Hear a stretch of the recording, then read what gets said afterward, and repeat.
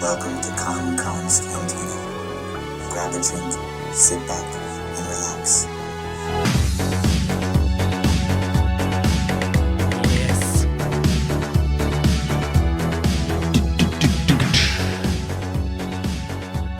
We back. What is up, everybody? It is your boy, it's Konkon. Back at it again. We are back from camping. We survived the cold. We did. We almost died. Luckily, we had sleeping bags. James and Mandy sunk like the Titanic, though. Oh, yeah. Yeah, they're super dead. Forest Mood of Endor had a bit of a rainstorm the first night. Yes. So every year we go camping. We get the families together, and we rent a campsite. And that's what we did this past weekend for Christmas weekend. And In the middle of nowhere, on the water. Yeah. Tent camping, mind you, not glam camping. No campers. Well, Some people. We'll talk about that later. What is up, everybody? Once again, we are back. This week, this is our call-in episode week. Uh-oh. And Justin Already is burping. already... Niles? I tried to cover up my burp, and then I coughed. This week, we are having people that have called, and we're surprising a few of you waiting for these heart attack reactions, because we're going to call you, and you just don't know yet. So We have some scheduled calls, we have some voicemails, and we have some... surprises. As of 5 minutes ago, a great idea of just randomly calling people. And that's happening. Housekeeping, of course. All the social medias are at Konkon's Cantina, of course. That includes YouTube, Facebook, our Facebook group, Instagram, where we are most active, Twitter, which is absolutely the most toxic website ever. I have to say that every time. Discord. If you would like to join our Discord, you do have to go to the Linktree link that is in all of our social media. So go to Instagram, you'll see the Linktree. There you can find a direct link to the Discord. Or just hit any of us up. We'll send you the invite code also. Yeah, DM, that works too. How you can support this podcast. Please like and share. We are mostly discovered via word of mouth. We are going into a Star Wars drought, so listens, unfortunately, to some extent, will be falling off. Some of the Mando hype is gone. But I haven't told you this. Oh. I'm starting a Telegraph campaign. word of mouth isn't cutting it. Yeah. So we're going to go straight up Three Amigos style telegraphs. And the most infamous podcast. we are going to get into some of those, some of our upcoming stuff for our people who are concerned about the content drought that is coming up.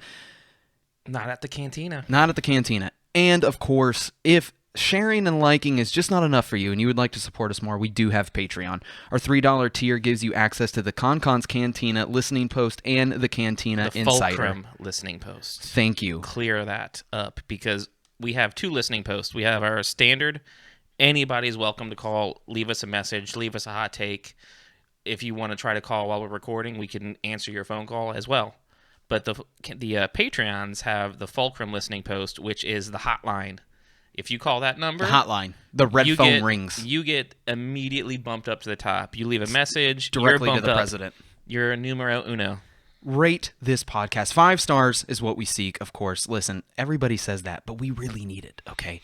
5 stars, Yes. especially for Apple. And this is for all podcasting platforms, but especially for Apple. It helps promote saying, hey, you listened to this podcast. You liked it. You will like these guys. Justin... I came out into the garage the other day, and I was looking through my attic, and you know what I found? Are those vintage toys? This is a vintage Obi-Wan Kenobi 12-inch figure, and you know what it really made me realize? I miss my shirts from the movies. I need more Star Wars shirts, and not just regular Star Wars shirts. Vintage Star Wars shirts. And you know what? Luckily, I was scrolling through Instagram, and I stumbled upon this amazing Instagram. Yes. What is that? Tatooine Traders Co. Oh. And luckily... they're sponsoring this episode, guys. Weird. I'm wearing one of his shirts right now. You know what? It's weird. I'm also wearing one. This is the vintage style Vader tee, as you can see. Head over there, guys. They are sponsoring this episode for us. Support the people that support us. Justin, tell the people how it is spelled. Tatooine Traders Co. Check them out on Instagram. Check out their website. All spelled the same way. You can get sweet shirts like my Good Soldiers Follow Order shirt, or you can go check out their vintage selection with tags still on them, 2002. There's 2 sweet Jango Fett ones floating in there right now I got my eyes on. and the shirt that we're both digging, that we both want, it's on our list right now, is the Boonta Eve Champion tee. Oh, freshly restocked. Freshly restocked. It's Anakin. Now these are t-shirts. Celebrating that big pod race win. Boonta Eve, guys, go on there. They've got, like I said, the vintage style stuff. They also have some new stuff. They got some sequel stuff in there. The prequel stuff is really what we've been geared towards more, though. But, guys, support the people that support us. Once again, use coupon code KONKONS at checkout for 10% off. KONKONS. And get ready for that December drop, which is about to happen. So everything restocked. Yeah. New shirts, possibly. Tons of stuff. They even have loot crates. Yep, loot crates mystery are up there. Selection of stuff. Yep, it's a good shirt spot. Head over to their Instagram, give them a follow, support the people that support us, and thank you very much for supporting this episode. Tatooine Traders Co. TATOOINE Traders Co. We'll see you next time. And of course, thank you for sponsoring this episode, Tatooine Trader Co. Yes. We need to get with them and see if they want to extend the coupon because as of this episode, it will coupon code is done. Coupon code is done. We might need to get a new one for 2021. Yeah, we might need to get a new one because we are going to continue to run this ad. They are sponsoring a couple of our episodes. So very, very big thank you to them, guys. Please go over there and support them anyway. Give them a follow. Give them a like. Go Have check you seen out the their new stuff. shirts? Yes. I ordered one. Which one did you order? I didn't use our own code. Rip. I didn't. We don't even get our own credit. Yeah, we don't. I got the Boonta Eve. I had to get it. Like, it was too good not to. I like their target practice one. It kind of made me laugh as a somebody who has fun shooting some guns sometimes. Exactly. It's a classic looking target, but it's a sand person. The agenda of this episode. Listen, I can't comment on everything. We got to keep this moving. We have people to surprise and give heart attacks to. That's true. I can't wait for that. I can't wait for it. Upcoming episodes and what to look forward to. We will be sprinkling in this information throughout the entire episode, so please stay tuned through this episode. We will be telling you what is upcoming, what to be looking forward to from the podcast. Of course, as we already brought out, the Mando Din Collins. We'll be talking to people about what they thought in regards to the last episode and even the season as a whole. How we will be ending this episode. Wonder Woman 84. That Christmas gift that never started giving. We have some good things, and we obviously have some bad things to talk about. We will be going, not in major detail, but we have some questions that we'll be asking each other. We'll be talking about in regards to the Wonder Woman 1984. But before we forget, we are a Cantina podcast. So we're going to go into the Cantina right now.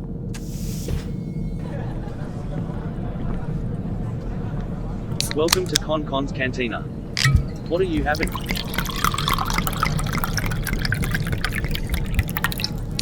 But remember, no droids. Thank you so much for the second sponsor of this episode. That is Hourglass Brewing, located in Longwood. Two locations. You picked up from Longwood. Yes, this was picked up at the main, I would call it the hub, the Longwood location. This is 480 South Ronald Reagan Boulevard, Suite 1020, Longwood, Florida 327. Right next to Papa B's. If you're a Central Florida regular, you know where Papa B's is. And we have a very special beer. We're very excited about this. This made my Monday. Look on the Instagram because we're going to post a picture of this can up there. Jeremy from Hourglass Brewing, who we've known for a while now, reached out to us and said, we just made a beer that you guys have to put on the show. Yes. And here it is. We got so excited by just the name of this beer. The name, the art. And yeah, spilled it already. On the equipment. And it's great because we need another patron. Yeah, right. There goes that board. No. Thankfully, it didn't get on anything. Okay, name of this beer, because I already opened mine and now I'm not going to tilt it to read it. So you get in there. This is Clan of Two. It is a high density hop charge New England style pale ale. Okay, I was looking for something to wipe the table off with, but okay. Yeah, it's that good. I couldn't let it sit on the table. The can art is amazing. It's a super, super close-up picture of Baby Yoda and his Din. his Mandalorian necklace trinket that he has, and you can see Grogu Gogurt's little paw. His little paw. His little claws. I wonder if he uses a Dremel. Opening it now. All right. Let me read this description for you guys. And this is shout out to Jeremy. Seriously. This is like one of the best descriptions because he Yes.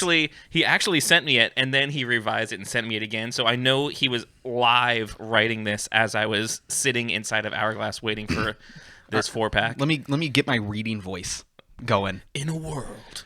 Drinking from the tail of the foundling clan of the Mudhorn. Oh my god, that's good. This high-density, high-hop-charged IPA delivers skull-bashing flavors of super-saturated citrus aromas.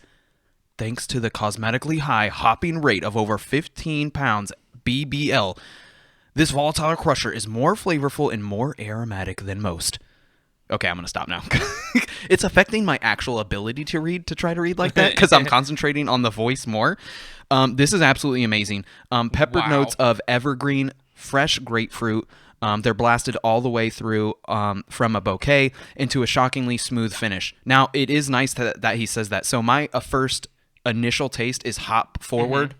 So this is a DDH, which is a double dry hopped, and it's a New England. I am very hit or miss on New England style IPAs. I think you and I have both. I'm usually a no on New England. Yeah. Yeah. A lot of the times, a New England style IPA, there's something about it that doesn't sit right. This is a double dry hop New England IPA, and my goodness, this is probably one of my favorite beers I have tasted of 2020, and that's a lot saying that New Year's is tomorrow This is while we're recording. This is really, really good, and we are not just saying that. Excuse me. I'll tell you what it is about New England IPAs. So, if you're not watching on YouTube, me and Justin drank from the can, and now we poured all the burps. Let's see if I can twist this at least toward the camera. And now We'll put some glorious B-roll shot in here at some point. Yeah, something. On the Instagram. Look on Instagram. We'll have some pretty pictures of this beer on Instagram. Um, And we should say, as of right now, this is not out to buy. This goes live. listen, we got the January inside 1. thanks to Jeremy. Jeremy hooking us up with Not this. even out yet to buy, and we got this. The thing that kills me with New England's is usually the back end is so coppery that it's literally Metallic. like you're sucking on pennies, or you put a 9-volt battery to your tongue. But what kills it more is that New England's, in my experience, don't have a huge flavor profile up front. So what separates this is there's such a huge profile flavor up front that helps with the style of the New England for the aftertaste. Does that make sense? Yeah, some of the New England IPAs I've had in the past are very harsh. Just smell it. Yeah, you can You can smell it. the aromatics and the yeah. citrus flavor and the pine, all of that. My goodness, this beer. See, I love grapefruit. Do you like grapefruit? Grapefruit is one of my favorite flavors. Yeah. I love eating a grapefruit for breakfast. Yeah. This. I have the little spiky fork spoon for my grapefruit. Yeah, I do too. This is firing on all cylinders for me. To finish the recap, allow its allure to speak its allegiance. So good. So good. With each swig. Take care of this little one, or maybe it'll take care of you. This is the way. This is the way. The description is so on point, including like all of the Mandalorians, jargon. yeah, all the jargon. And I love the can art once again is amazing. Oh, these can labels are getting peeled off. 'Cause Peeled off straight to the beer shout fridge. out to the number one tip from Konkon's Cantina is peel your small town brewery. Yes. And Matt says kill yourself labels. because he found that out, not you. No, he already almost did kill himself. Anyway, Everybody, take a moment and just Moment of silence. Wish Matt the best from his icing. he got iced and had to go to the hospital, literally. High density. This is something. This is a key word on this can. See, that's why I would love to have Jeremy on soon because I want to know what high density means to a brewer. I don't know what it Because means it's a word. to. Yeah. It's a word that I see on some beers that I mean I feel like I know a decent amount about craft beer, but when I see high density, I don't know what. It's got to be something in the brewing process that they do. I know high density, and one thing that I know that you can attest to and I can attest to is dry hopping is special because it being a double dry hop, you get that there's flavor complexity right off the rip, like right when you put it in your mouth. And I'm drinking 2 of these today. I know this is really good. Mando score. Now, my personal score. This is 10 out of 10. really- This yeah. is really good. Now, what's the alcohol? What's the Oh, I don't even know percentage? what the ABV was for this. That's a good question. I didn't see the percentage because is this gonna knock me off my feet? Is it not on here or is it on here? It's not on here. All right, we'll have to get with All Jeremy. right, we'll hit Jeremy up. We'll for hit the Jeremy ABV. up and find out. You know, I'm gonna text him right now. Now, personal score. This is definitely a 10 out of 10. Once again, I'm not just saying this. This is something that I would drink towards the end of the night because this could dominate my palate because that's kind of what. See, I could drink this. All day / night. This is No. I'm right. not. But I'm saying if I went to Hourglass, the second sponsor of this episode, and I was drinking other things, now that I've had it, I would save this for last. This would be my nightcap That would drink. be your finishing. Like you This want to. I want to remember the flavor, basically. See, I don't know, man. This is one that if I walked into Hourglass and I'm gonna have my first pint, this would probably be one of the first I ask for. One of my other favorites for there is the 2 Million Bees. Yeah. It's another IPA. That has always been my go-to. Like, that is the first thing. I don't even look at their list, and that's what I order. And this would be at that level for me. This weekend, this episode's coming out on Monday, so this coming Saturday, they're having their second annual. Well, it's not second. This is their multi-annual Star Wars art show. I really hope that they've brought back that Bantha Blueberry Sour because that was like my favorite thing that they made last year. And yeah, I hope they bring that back.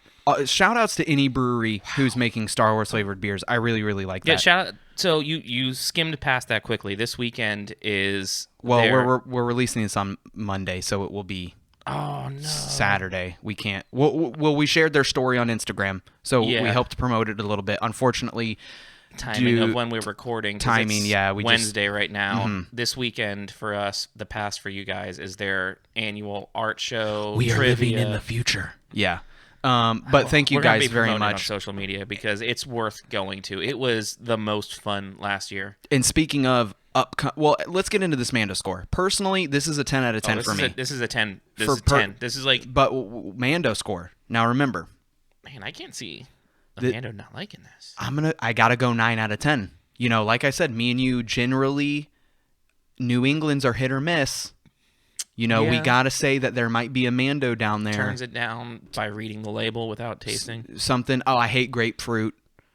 You know, we gotta be fair. We gotta be fair. So maybe Mando scores 9 out of 10. This is 10 out of 10 for. I'll go 10. You know, I'll go 10 out of 10. This is a Rotten Tomato score versus audience. Yeah. That's what this is. Well, hey, you know what? I take back what I said. This was made for Mandos. I mean, look, there's literal... This was made for Mando. This is a 10 out of 10 Mando. This is it. This has dude, literally... it smells so good. Nothing listen, to do... Jeremy. Everybody at Hourglass, listen, get in close. Okay. Get in. Huddle up. I can't move any closer to you. Turn this into a candle, and I will light this in my house at all times. Just smell the beer. Just tell me you don't want that as a candle in your house. The bouquet of this beer is extremely aromatic. Dude, I'm all for it. 10 out of 10. Those are all the Mando words I score. know. Guys, upcoming episodes. Speaking of, if you are a longtime listener of this podcast, you will know, obviously, we are a Cantina podcast. So we love beer. We love alcohol. That is the niche that we picked. We wanted to bring something to the table that other Star Wars podcasts weren't talking about. We have an upcoming episode with Genetic Brewing. That is another local brewery. Go back and look at episode 14. That is when we visited Wops Hops in Sanford, Florida. So what we do is we like to go to local breweries. We like to talk to the brewer or the owner, and we talk about their life experiences, what brought them into brewing as a whole, and obviously we talk to them about Star Wars. We get their Star Wars. We did an episode at the art show with the owner and, we did. And head brewer at Hourglass as well. And we have an upcoming episode. We got to plan that. Oh, yeah. That's got to happen. We're going back. Once again, check that stuff out. Also, some upcoming stuff. Going into a Star Wars content drought, everybody. We're aware. And by drought, I think you are using that word a little too heavily because we went so many years without content. Yeah. And we're just going a few months. Well, okay. So Bad Batch has been rumored for summer. Mm-hmm. So this is a potential 5 to 6 months where we don't have what I would consider the average No film, video. Content. Exactly. Now we do have the High Republic that's coming out in January. So let's read this information. Drought is used very liberally in this case because the Listen. timeline between Return of the Jedi and Phantom You had Menace. they had the EU. Okay, you guys had your time. Stop right now. Just stop. You guys had a book coming out every other day. I don't want to hear The it. difference between the prequel trilogy to the sequel trilogy. I mean, come on. Okay. It's not a drought. What we have to look forward to. Konkon's Cantina is bringing back the book club. Now, the way that you can Yes. vote for these books is by joining the Facebook. That is where we've done the voting for our Cantina book club. Also, we have Bad Batch, as we stated, starting in the summer of 2021. Our last book to already have won. Yeah, is going Thrawn. to be the very first of the Thrawn book, which it won, and now is even more important than ever. Yes. Now that Thrawn has been referenced and is going to be in the Star Wars universe, whether it's in Ahsoka, Mandalorian, Book of Boba Fett, Thrawn is back in live action. Yeah. It is happening. Now- so it's more important than ever to learn the new canon version of Thrawn, especially like we got some in Rebels and Clone Wars, but Yeah. this is super important now. Super so like important. it's extremely timely that we chose this before it even happened. There's no way that you need to know about Thrawn, and the best way to do that, the unofficial sponsor of this episode, because I've emailed them so many times, is Audible. I cannot state this I thought you were enough. gonna say Timothy Zahn. Oh, he's a Patreon member, bro. Listen, the best way that you can interact with this book, and this is for all Star Wars books, and I don't think a lot of people know this, and we've talked about this before. Mm-hmm. Audible is an experience, especially for the Star Wars books. It's an audio drama. When you have the right narrator and the right production into it, yes. Yes. Star Wars books take the time. Mhm. There's background Sound sound effects and stuff going on. Yeah, it's definitely worth it. So, Mark Thompson is a great job of a voice actor Dude, / Mark- narrator. yeah, Mark, listen, he's a long-time listener. Only a little awkward when he does girl voices and child voices. Then it's a little weird. I don't think his girl voices are that bad. I really don't. Some of them are weird. Not I mean, all of them. I mean, he is a man trying Yeah. to be a girl. And Anyway, when he does young young snips.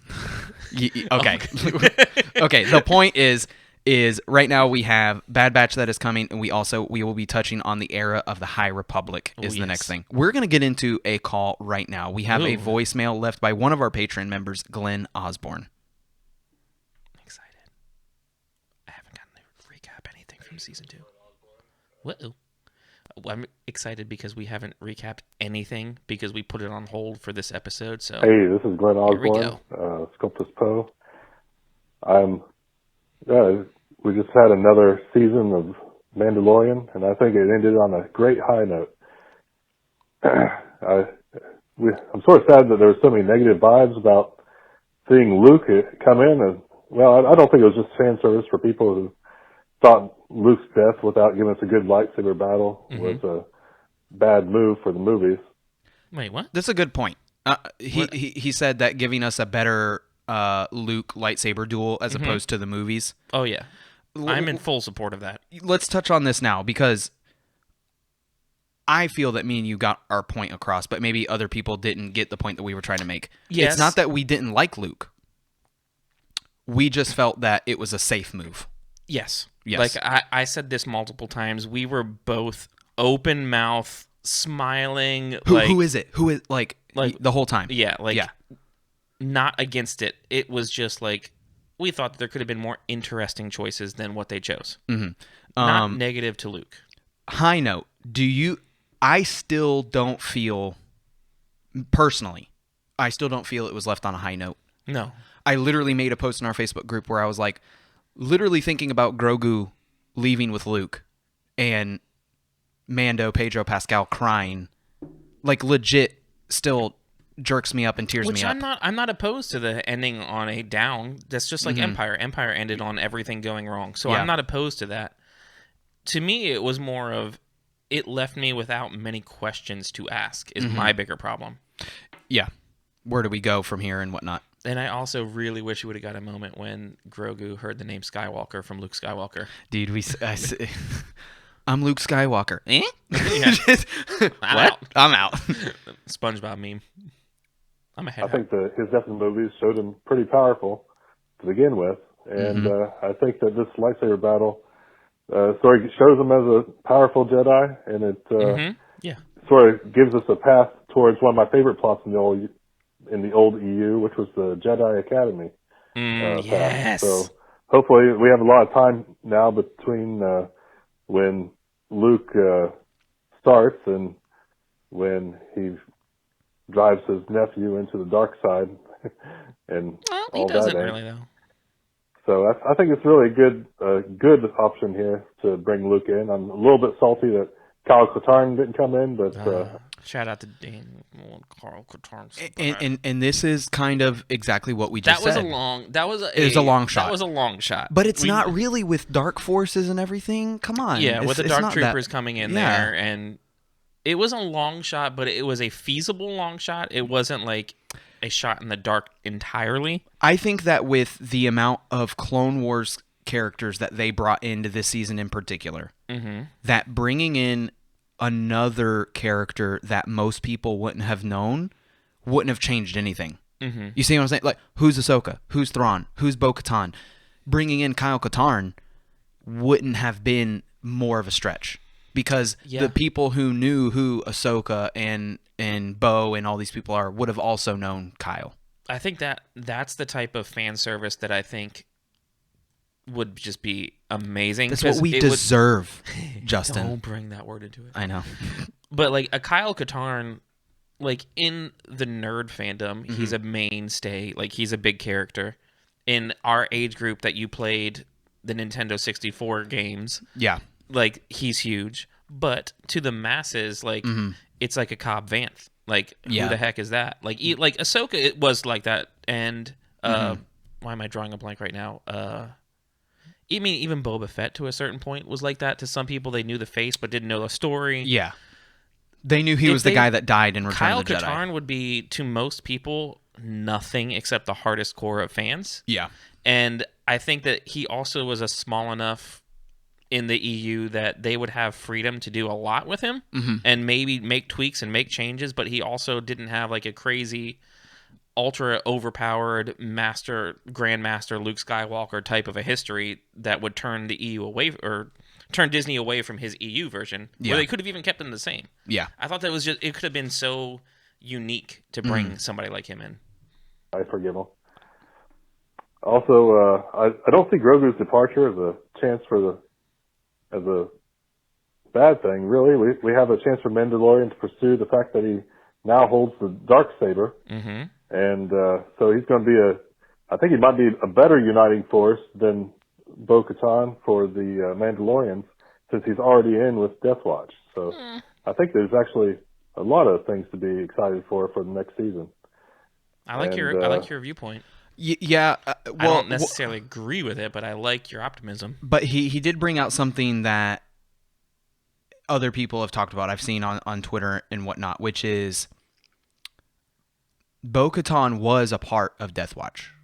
So that's the tie-in as to why she knows who Din is she was a part of Death Watch until her sister was killed. Right? That's when she splintered. That's when there was a faction. Yep. The other thing about this is if we do go back to Mandalore, I'm super curious because in the EU, a lot of people don't know this. The reason why Tatooine is a desert planet is because it was glassed. Tatooine was not a desert planet. Tatooine used to be lush. We're skipping over that. That's the exact verbiage that was used about Mandalore now. It's been glassed. That entire planet was glassed. Like, before the Death Star was created, the Empire would take a whole fleet of Death Stars. I was going to say, explain what glassing is. And they would literally just rain fire from space. Turbo lasers. It's so hot, it's literally melting the Earth into liquid magma. Now, in the EU, it took 4 millennia for Tatooine to literally start its ecosystem back to support life, which starts as a desert. Yeah.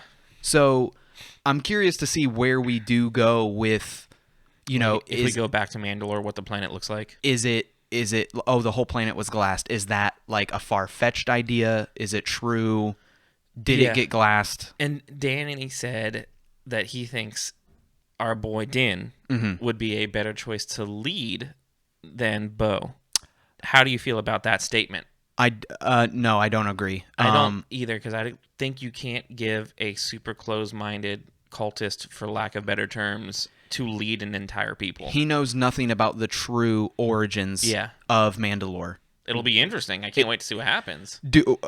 Okay, this is almost a two-part question. Do I want to see Din on a throne in gold armor in a red cape like Mandalore the Great? With Kara over him looking down like Fennec looked at Boba. Dude, 10,000%. My wife looked at me like Fennec looked at Boba. Shout-outs to Liz and Natasha, because they don't look at us like Fennec does, Boba. Listen, we love you both. Anyway, do I want to see Din in a position of power? Mm-hmm. Sure. Is he the right choice? I'm a huge Bo-Katan fan. I am, but she's also kind of had a whole bunch of shots and blown them. So that is something to include. Maybe she's not cut out to lead. Maybe she's not cut out to be like leader of everything. Maybe she's cut out to be a general or a advisor. Maybe she's just not the right person. Satine was the person. Maybe she's lost support of all the clans. That is true. So I'd love to know what happened to all the other clans. So she had support of the major clans in Rebels. Yes. If you look at that clip that we shared 2 weeks ago, where Sabine gives Bo the Darksaber, you get to see all the clans. Clan Vizsla, Clan what's Sabine's name? Ren. Clan Ren. But anyway, they go through the list. They're all like, "We support you. We support you." Yeah. Maybe she loses that. That was the explanation. The explanation of why she took the Darksaber is she had all of their support. Yeah, is what some people's argument is as to why she was able to take it without combat. Is she had all of the clan's supports. So maybe this is a little bit of an explanation as why she won't accept it now. Yeah. It now has to be trial through combat because they don't all support her anymore. She had her shot and she blew it. Continue. For the monster count for this great season, we got the Krite Dragon, one of the best monsters. Really made me really excited for episode 9, chapter 9, which is great. We got the Spider Monster, the Kryna, in chapter 10. Another great large monster. We got the Mammacore in chapter 11. We barely got to see it, but we got to see his little mouth eat up Grogu, and Gogurt. He got beat up by a real Mandalorian. And also love seeing Ahsoka. Overall, I think this is a really great season. And agreed. I hope to hear everybody else's thoughts on it, and hopefully see you next season. And I'm going to gather my things and waltz out of the cantina, shaking my spurs. Shaking my spurs. Glenn, thank you very much for calling. Justin, Glenn? Like he said, that's what I said. Danny. No, that was Glenn. Oh, too many Osborns that we have. Yeah, we have a lot of Osborns. Yeah. Clans. We have a lot of Clan Osborns. Clan Osborn. Clan Osborn. Representing Clan Osborn. Thank you very much for that call, Glenn. So he wrapped that up with it was an amazing season. Yeah. If you had to pick season 1 or season 2. Ooh. I know this. I spurred it on you, pun intended. Man. So I have. Man. I haven't even thought about this. I have a choice. 1 or 2. Now this could change. Mine is 1. I still like season 1 better. I'm gonna go 2. You're gonna go 2. Even with the cameos, I think one ended higher, but I feel like 2 brought in more things that I loved about Star Wars into the season. Yes, totally agree. I just think that it's kind of like a Force Awakens into Last Jedi situation where we have all of these where it can go, where it can lead type of things. Yeah, and that is true. And I feel like we didn't really. Season 2 didn't leave me with a lot of questions. Season 2 left me with, are we going to Mandalore? And that's kind of it. Right now we are surprising I want to hear it. The splicer. Turn it up a little bit. Yes. He doesn't know. Watch, he doesn't answer. Hello. Hey, fella. We would first and foremost like to let you know that you are legally being recorded and you are on the. Okay, cool. Welcome to the show. He said, "Okay, cool."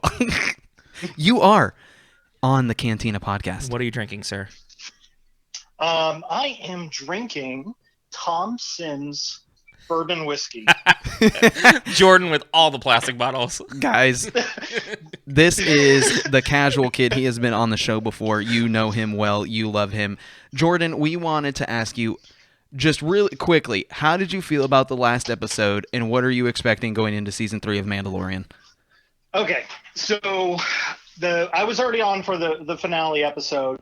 Rewatching it again, I will say that the episode does get better the more I watch it. I feel like I catch certain details that I missed last time. Specifically, the Dark Trooper, when Din is fighting the Dark Trooper, he flamethrowers him, and it doesn't seem to do anything.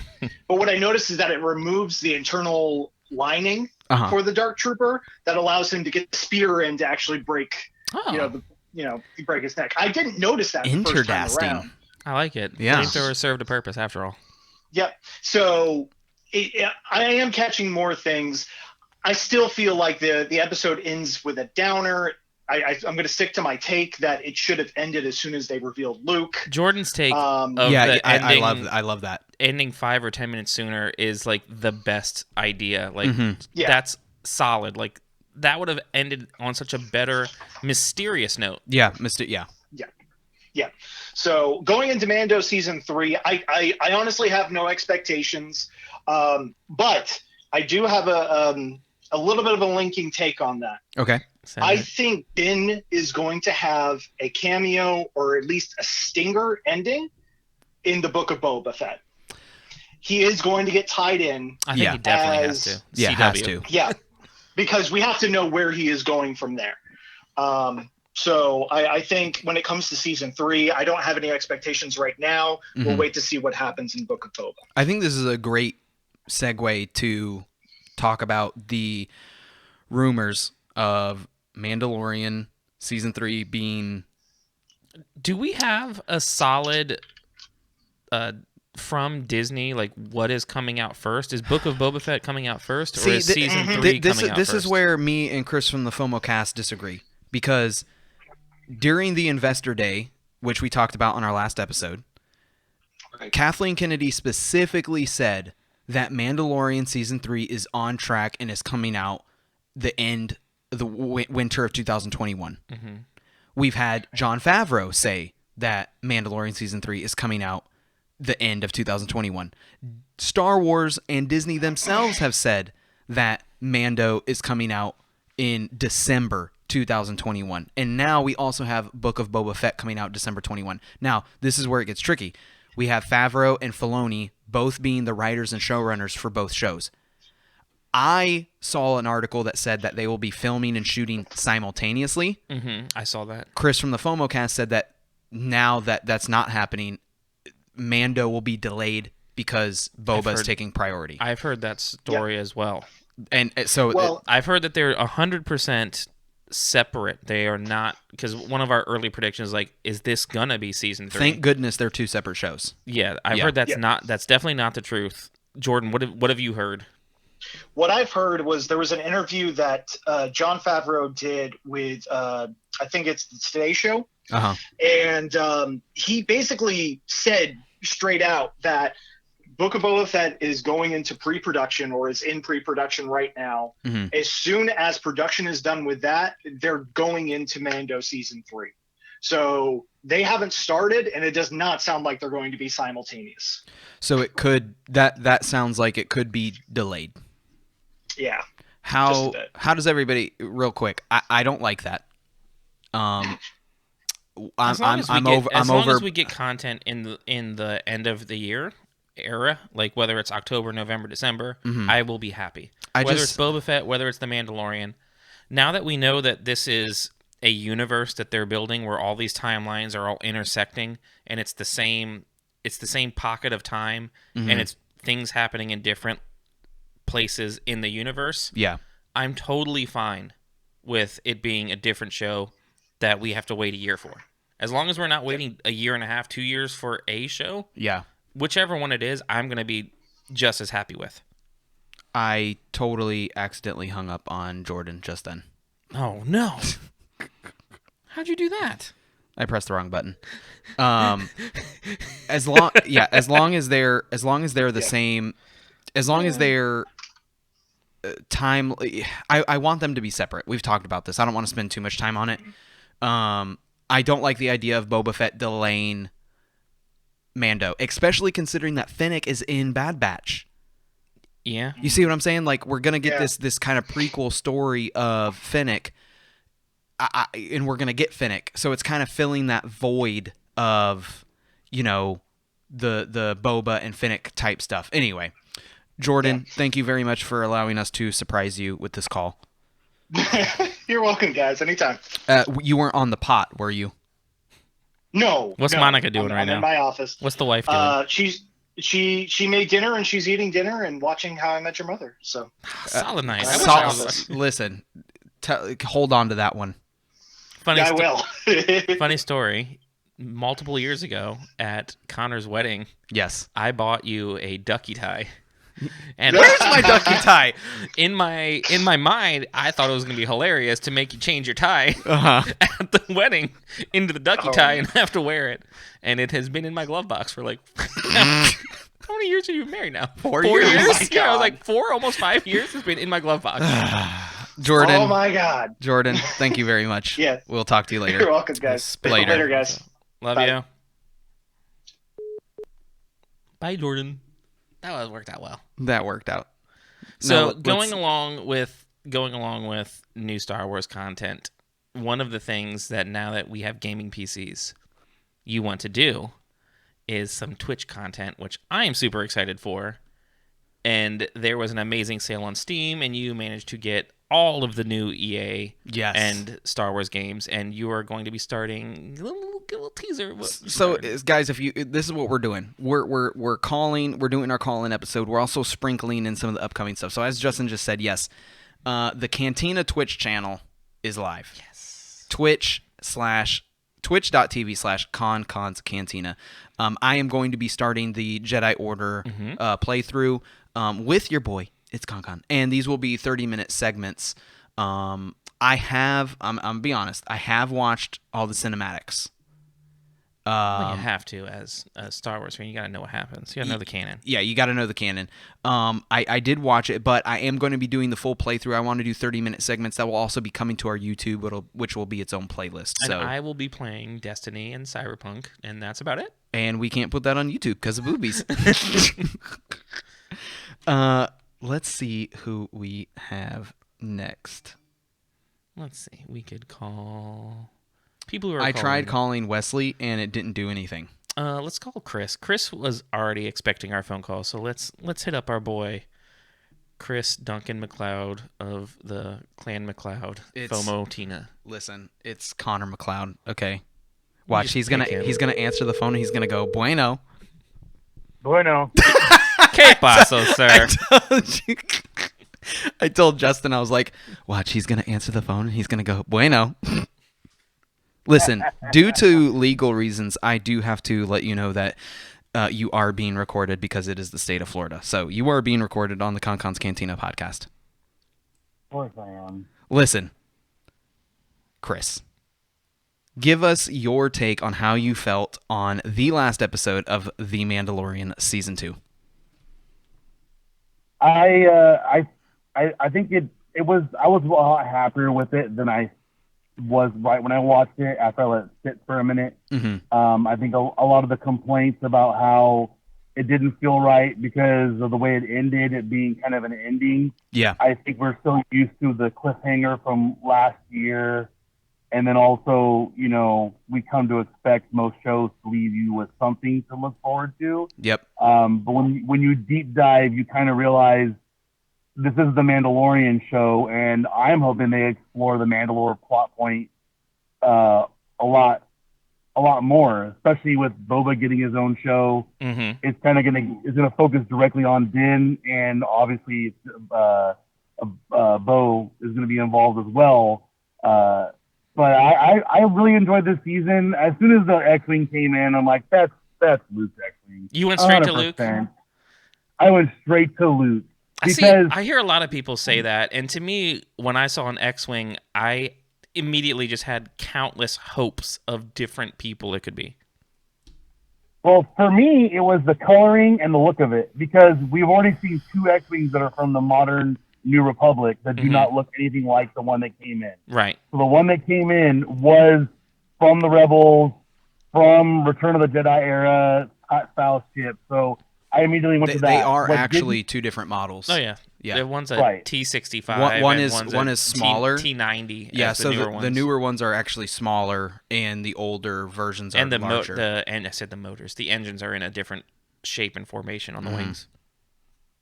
But I will say what freaked me out. Well, I was just like shocked was the R2 appearance, because I was like, wait, what? And Did you? Sorry, go ahead. Oh no, the sound he made, I'm like, he knows Grogu. See, he knows Grogu. And we're gonna call Jonathan here soon, and that's a point that Jonathan brought out in the Discord. Is that if you look back, R2 only does his wobble when he recognizes he's happy. Yeah, he has a language. I mean, it's a known thing. You can speak binary. You can speak droid. So if he's doing something repeatedly in the same instance, you can kind of put 2 and 2 together that it's meaning a specific reaction. And like Chris is saying and Jonathan said, he knows somebody and he's excited to see them. It was so good. And also that's when Grogu kind of came forward more when he saw R2, and it was kind of like, man, this is that one was a shocker. I'm like, but what we would expect. We saw him in the visions, or the what they call the flashbacks from the Last Jedi, that R2 was still with him at that point. Yep. So you could fully expect that, but I kind of like the way it all wrapped up. Now seeing the videos from the past season, especially with Robert Rodriguez, I'm super stoked for the Boba show now. Maybe even a little bit more than the Mando show. Whoa! Hold up. Hold the phone, literally. How dare you? Continue. But I mean, like, you can see Robert Rodriguez just fully kind of excited. That video of him playing the guitar with Baby Yoda. That was awesome. That was really awesome. It's phenomenal. I like that whoever was running the animatronics is like trying to find the rhythm of his head bobs. You could tell, because at first he was just kind of closing his eyes and going slow, and he finally got the rhythm in the end. But I do feel like I could tell that they're going to split. Like, I think that the Boba show is going to be a different style than the Mandalorian is, because, like we all complained about, it was all kind of not live action, but it felt different than the Mandalorian did with the Robert Rodriguez episode.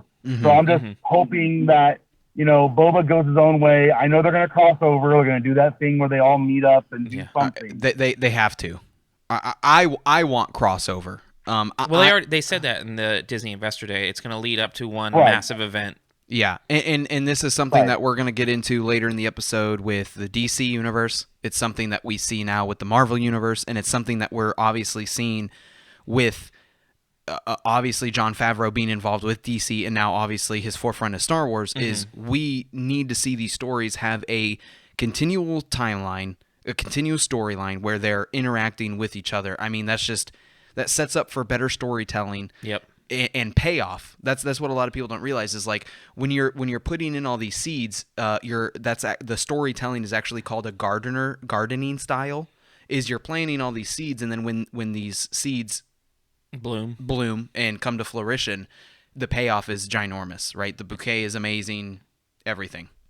You got to give it time. And I know Connor listens to this binge mode. They're going through the Marvel movies, and one thing I didn't know, because as of recently, everything ties to each other no matter what movie in Marvel.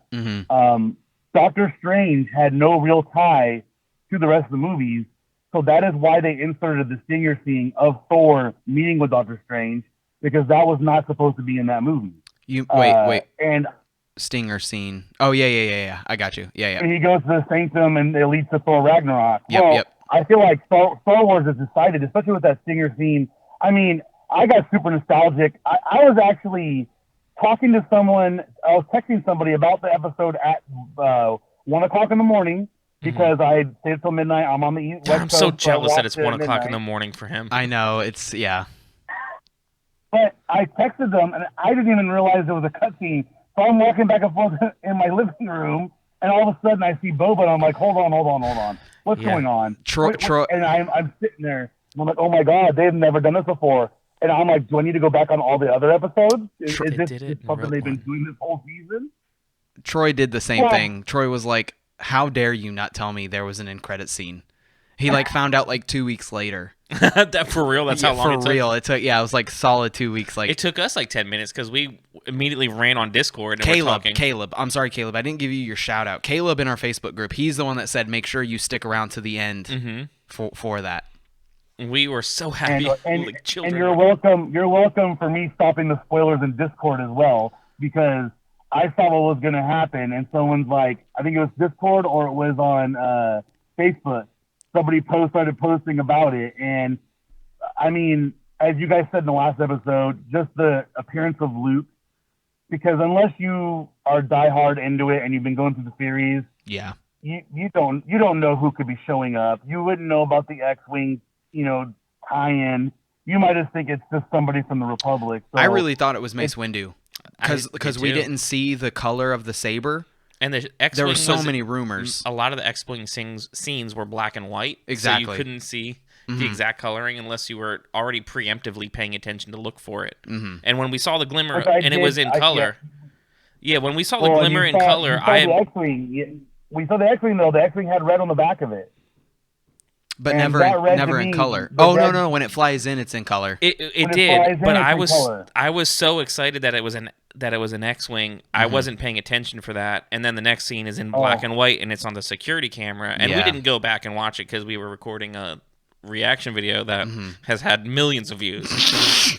That dang, because it never came out. Reaction video. Chris, thank you very much. Really quickly, last thought. Where do you think we're headed for Mandalorian Season 3, even though I no longer care about your take because you're more excited about Boba Fett? And how does Duncan MacLeod fit into that? I honestly feel like I think it's going to be of a journey type of thing, going with Bo teaching Din more about I call it quote unquote the real Mandalorian way and not Death Watch. I like that idea. And I feel like it's almost going to be like a kid walking into Disneyland and pulling his helmet off and realizing that they've been telling him his whole life that Mandalore has been destroyed, Mandalore doesn't exist anymore. Yeah. And he's going to show up, and there's something will be there. May not be a lot, but basically everything he's been taught has quote unquote been a lie. Proven untrue. And basically that's gonna. I know he won't waver on how he feels about his beliefs, but it will make him more open to maybe, stick with Bo, or, obviously he has the Darksaber. And before I go, I don't know if you've heard this theory, but the reason why Bo won't take it the way she did before, like we proved she did, is because everything went so horribly wrong that everyone blames her because she took the saber in the wrong manner. Yeah, all the clans aren't supporting her anymore. It makes sense. Yeah, I mean, that's almost a whole episode on its own, and I think that we'll get some sort of explanation. I don't think this is the last we see of Bo. Katie Sackhoff has been absolutely amazing in the Star Wars community. Oh, no, she'll definitely be. And if you haven't started watching The Gallery, which has been released... it's out now. I haven't even... and we have to do an episode on The Gallery. There's a whole interaction scene with Katie, Dawson, and Lucas. Lucas was on set when they did the Ahsoka episode. There's just so much there. Goodness, that is awesome. I did not even realize that came out. It came out over, while we were camping. I did hear that her episode on The Gallery with her, because she talks about her dad. Exactly. And her dad was able to come on set, and I guess that was huge, super emotional and awesome. Yeah. Is it the whole season, or are they doing weekly releases of episodes? I think it's weekly releases. Okay, cool. Chris from the FOMOcast, thank you very much for joining us. We surprised you with that phone call, of course. Guys, check out Chris and his podcast at FOMOcast on all major podcasting platforms. Chris, thank you. All the pop culture news. You'll never miss anything listening to. Thank you for answering you'll that. Miss is the best Highlander. Hang up now. Hey, hang up before you respond. Connor MacLeod does not kill children. There we go. All right, Chris. Goodbye. Yeah. Love you. Bye.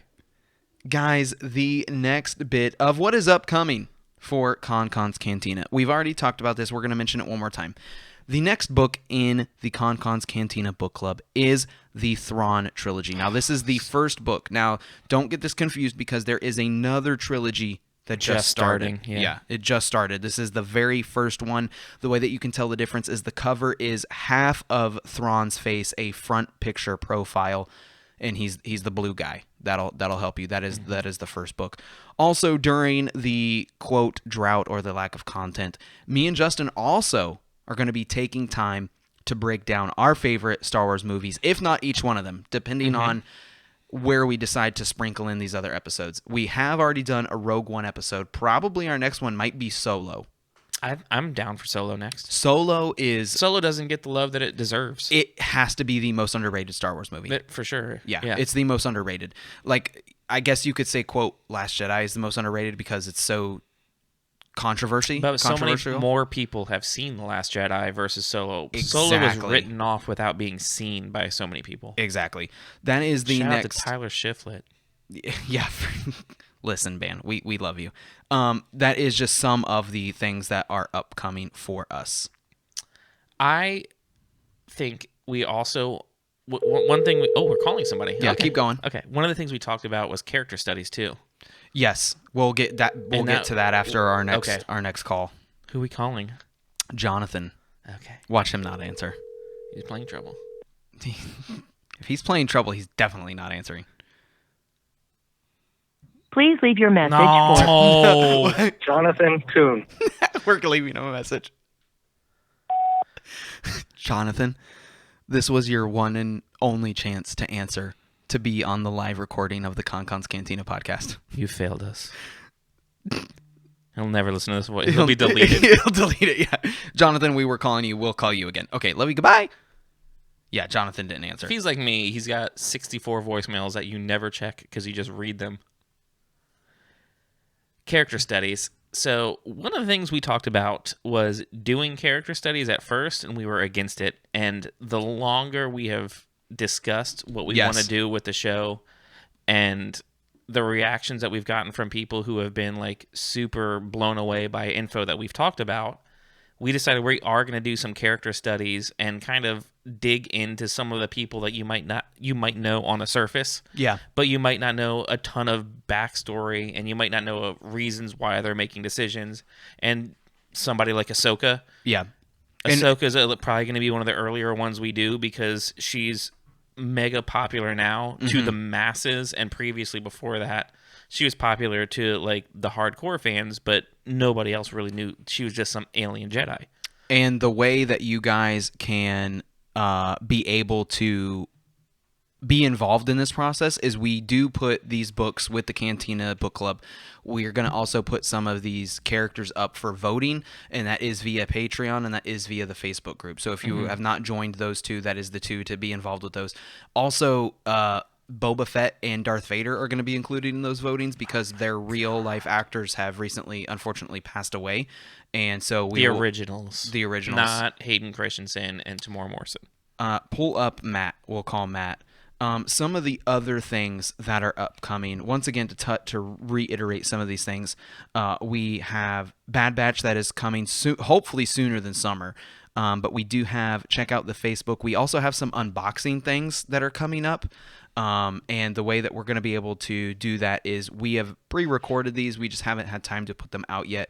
We have some Black Series stuff. We also have a Hot Toys coming of Boba Fett, which is going to be super exciting. Sorry, I had to call him on FaceTime because he has horrible signal at his house. Oh, it's audio. Hello. I hate FaceTime's ringtone. Matt, I know you're dying in a bed somewhere if you don't answer. There's a wet nurse taking care of him right now. He's getting a sponge bath. He can't answer. What a jerk. Wow. Failing horribly. One of the things that I'm really excited about, though, is we do have some other pop culture episodes coming up. We have some other things that, during, like you said, not exactly a drought, but The Three Amigos.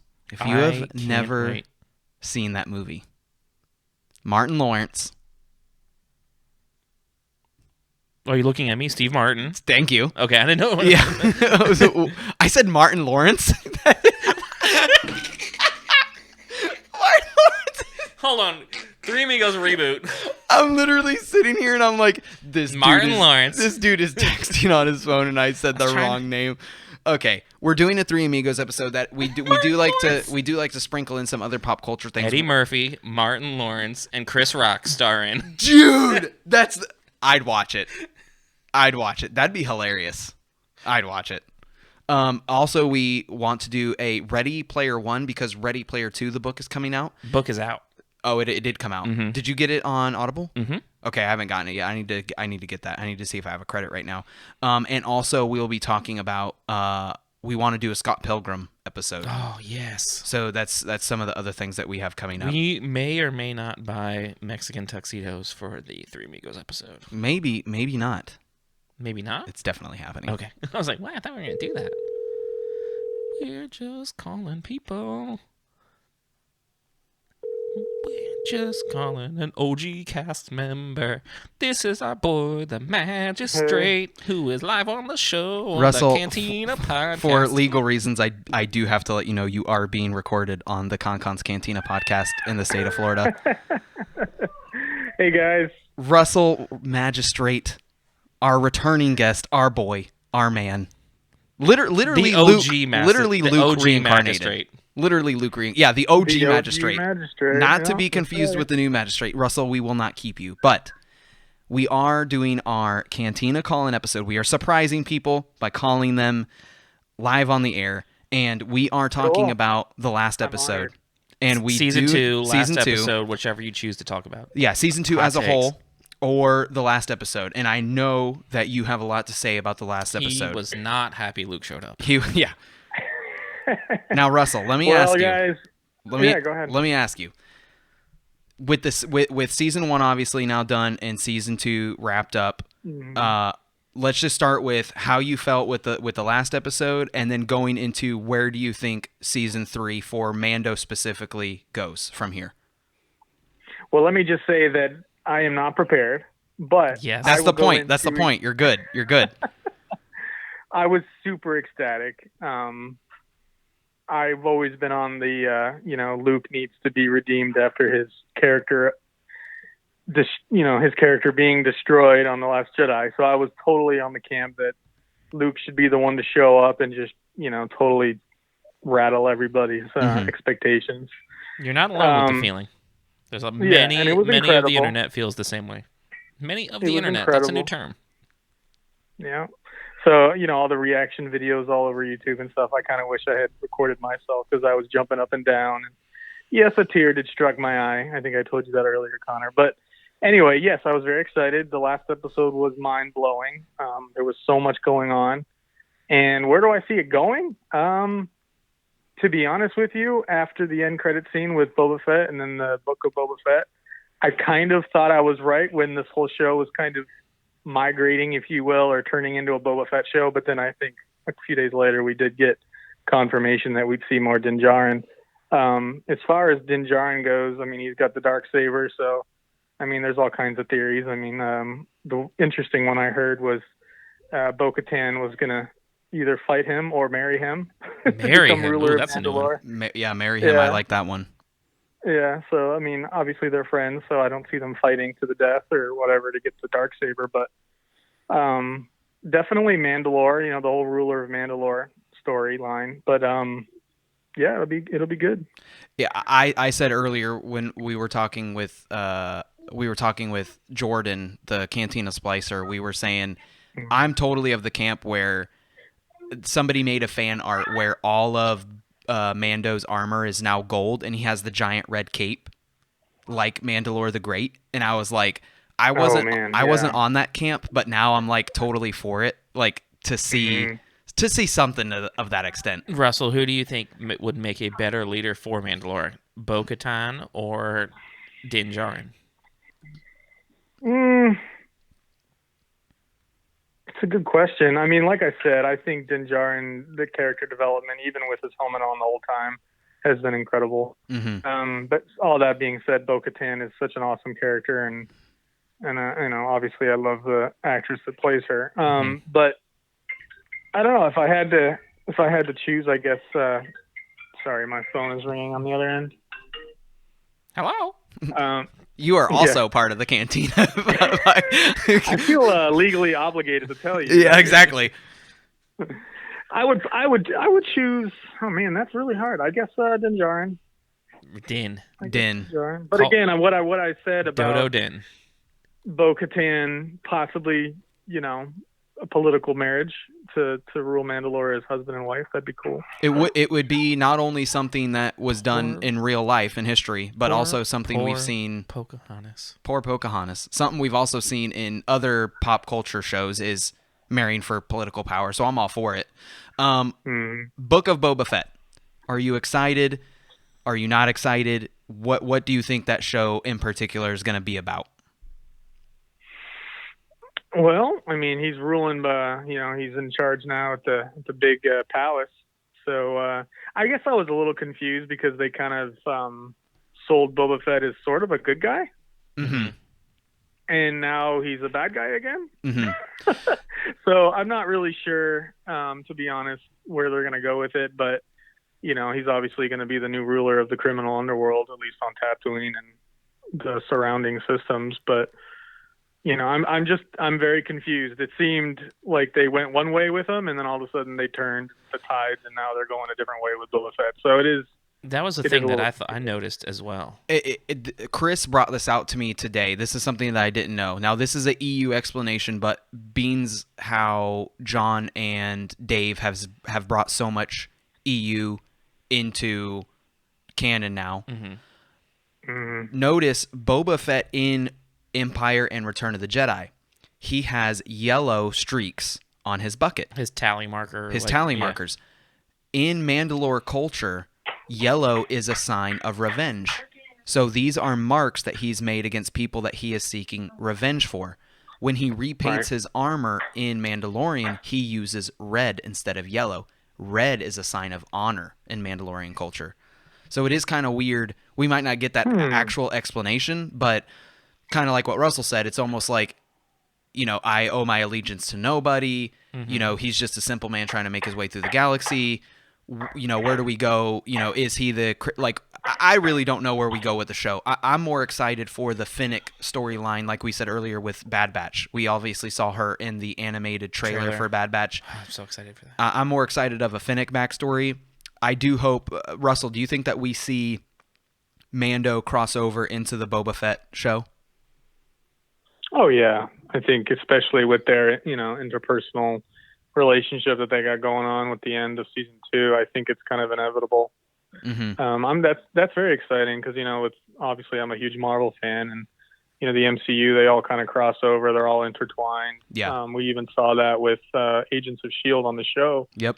So the fact that we're going to have all these streaming shows that are almost like mini movies in a way, that they're all going to be intertwined, and we're not really sure, we could turn on the TV for an episode and then bam, we're seeing, almost an entire episode that has to do with a completely different show, and you weren't expecting it. That's really cool. So I'm looking forward to that. Last question. This is something that I feel like I need to see on screen. I need to see Luke and Ahsoka meet. Yes. And I need Luke and Ahsoka to discuss Anakin. His name. I need them to namesake exactly brought into it. I need them to meet, and I need Ahsoka to ask who he is, and I need that I'm Luke Skywalker. And when she says Skywalker, this is I need her to be like, this is impossible. What do you mean Skywalker? And we've all seen the fan art, right, Russell? Like we've all seen those, depictions of the two of them meeting. I met him. He came back to the light, and Ahsoka breaks down. I feel like I need that in live action. Well, I have a lot to say on that. The Secrets of the Jedi book? It's a short book, and it basically goes into all the Clone Wars and previous, before that, all the history of Jedi and Sith, and a lot of these obscure characters, how the heck is Luke Skywalker going to know about them? Mm-hmm. We kind of, Justin and me and you kind of theorized before on the show that it's possible that he learned all this from the Force Collector, from the book. Yeah. And we thought that was kind of a long shot because, Car. it's Car, his name. It's just, Yeah, Carr. And not very many people know about him, and obviously not everybody reads the book. So there had to be an easier way to explain how Luke knew all these people. So Ahsoka would definitely be that explanation. Yeah. I think it's got to happen. It's inevitable. Before we let you go, Russell, one of our earlier callers brought out that one person besides Luke, if there was any other person that could have shown up, he brought up, I'm not going to tell you who it is, but if you had to pick somebody besides Luke to show up at the end, who would it have been? Mace Windu. Mace Windu. Yes. So earlier, Glenn Osborne brought out Kyle Katarn with the tie-in with Dark Forces.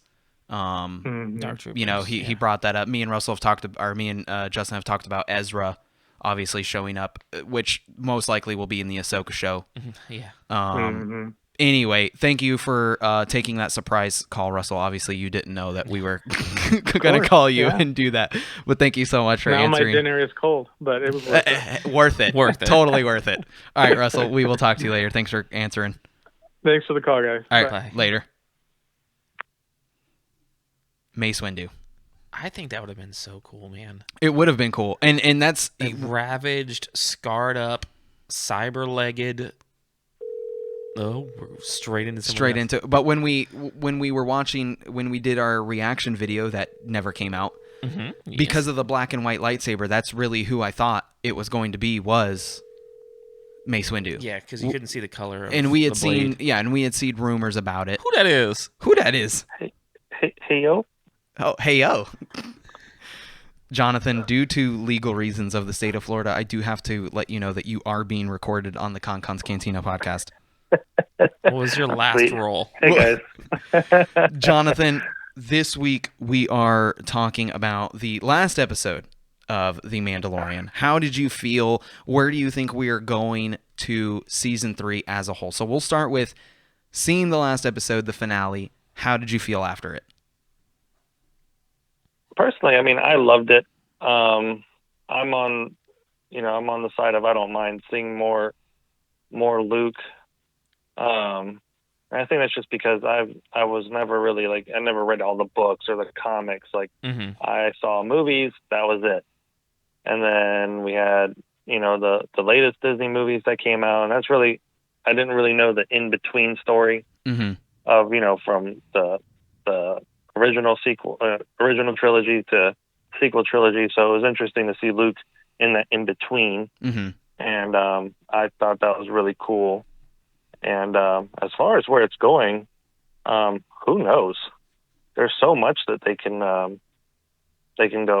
Are they gonna get into Mandalore and taking that back and the black saber or the dark saber? Yep. And all that. Are they gonna show Grogu more with Luke?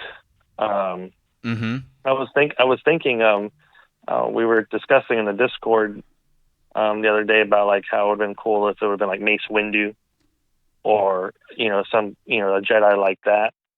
And we all know Grogu isn't in the sequel trilogy, so it leaves to wonder what happened to him. So I wonder if they could introduce in the next season maybe Luke passes Grogu on to someone like a Mace Windu or that would be cool. something to that effect. So. And that would maybe explain why he's not in the sequel trilogies. And there's kind of a meme going around the internet, which is everybody who's concerned about Grogu leaving, don't forget it's the most powerful force in the universe. It's money. Money. Disney's not going to get rid of baby. There's so many baby people Yoda. there's so many people that only watch it for him. Like my wife, she loves any episode that involves Baby Yoda and has a lot of Grogu in it. Yeah, they're all in. There were a couple episodes this season that didn't have him in it, or that's not a whole lot. And I'm like, oh, this is a sweet episode, and she was like, meh. Checked out. Yeah, yeah. And I'm like, why didn't you like that? That was so awesome. It had Bo-Katan and all this stuff, and it's just like, meh. I don't care. I want Baby Yoda. Which is funny because I want figured to see the baby. I want to see the baby. I would think your wife Kayla, my wife Natasha would identify with these powerful female leads a lot more, and I don't know about they you, don't care. but they don't care. Yeah, They don't care. They don't care. They're like cool female armor that makes me look BA. Nah, pass. We're all like, good for women. They're like, meh, give me the baby. Give me the baby. Give me the baby. I'll make you a sandwich. So Yeah, exactly. I'll make you a sandwich. You want a beer? Give me the baby. give me the baby.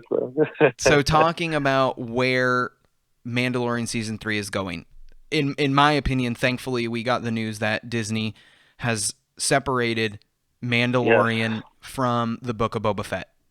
That was a very scary couple days there. Yes. Let's go into Mandalorian season 3 first, where you think it's going to go, and then we'll touch on Book of Boba Fett. Actually, you already touched on this. Let me ask you a question, because this was brought out by Russell. I will say this. I think it picks up right where we left off, because that's what they did with season 2. Mm-hmm. Like it No literally time picked gap. up where, no time jump. So I guess that is the wild card. Could we have a time jump so we see Baby Yoda or Grogu a little older? Mm-hmm. Who knows? But if they keep to the same pattern, then I'm going to assume season 3 picks up right where this one leaves off. Yeah. Russell Magistrate brought out, what if Bo marries Din? A political marriage to rule Mandalore. Justin's other question is, Do you need a job? Who's I think I'm okay, but I'll keep it in mind. Thanks, Justin. who's the better ruler for Mandalore? Is it Din Djarin or is it Bo-Katan? Man, those are good questions. I don't know. Bo-Katan, she had a little disrespect for my boy Boba Fett. I didn't quite appreciate that. I've heard your voice 1,000 times. Savage. Savage. This will be the last time you hear it. I was like, oh, dang! Oh! We back. We back, yeah. We back. I was like, but no, seriously, I would, I don't know. I would actually lean toward Din, because he's come from, we saw his character develop so much this season. Mm-hmm. I mean, he went from, a complete dodo at times, and like, this is the way, and that's my helmet, and what do you have that? To like, you are not all right. a real Mandalorian. Yeah, I'm like, dude, shut up. Like, go somewhere. Stop. Go Stop somewhere. It. What's that meme with Michael Jordan where he's like, stop it, get help. Yeah. That's what Din needed to do. And stop, get help. But we saw his character develop to where at the end, the child was the most important thing to him. Yeah. But at the same time, I think that still is the most important thing. And I don't think he has an interest in really ruling Mandalore. Yeah, I don't think he's interested.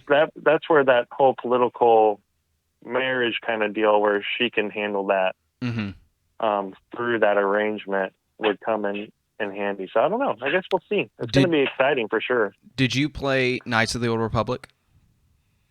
No. Okay, so in Knights of the Old Republic, Mandalore the Great is hinted at a lot, and basically Mandalore the Great has golden Mandalorian armor and a big red, like, velvet flowing cape. Yes. And there's just so many. I've seen some cool fan art where people have put Din in that light, and now I'm like so of the camp where I want to see Mando rule Mandalore.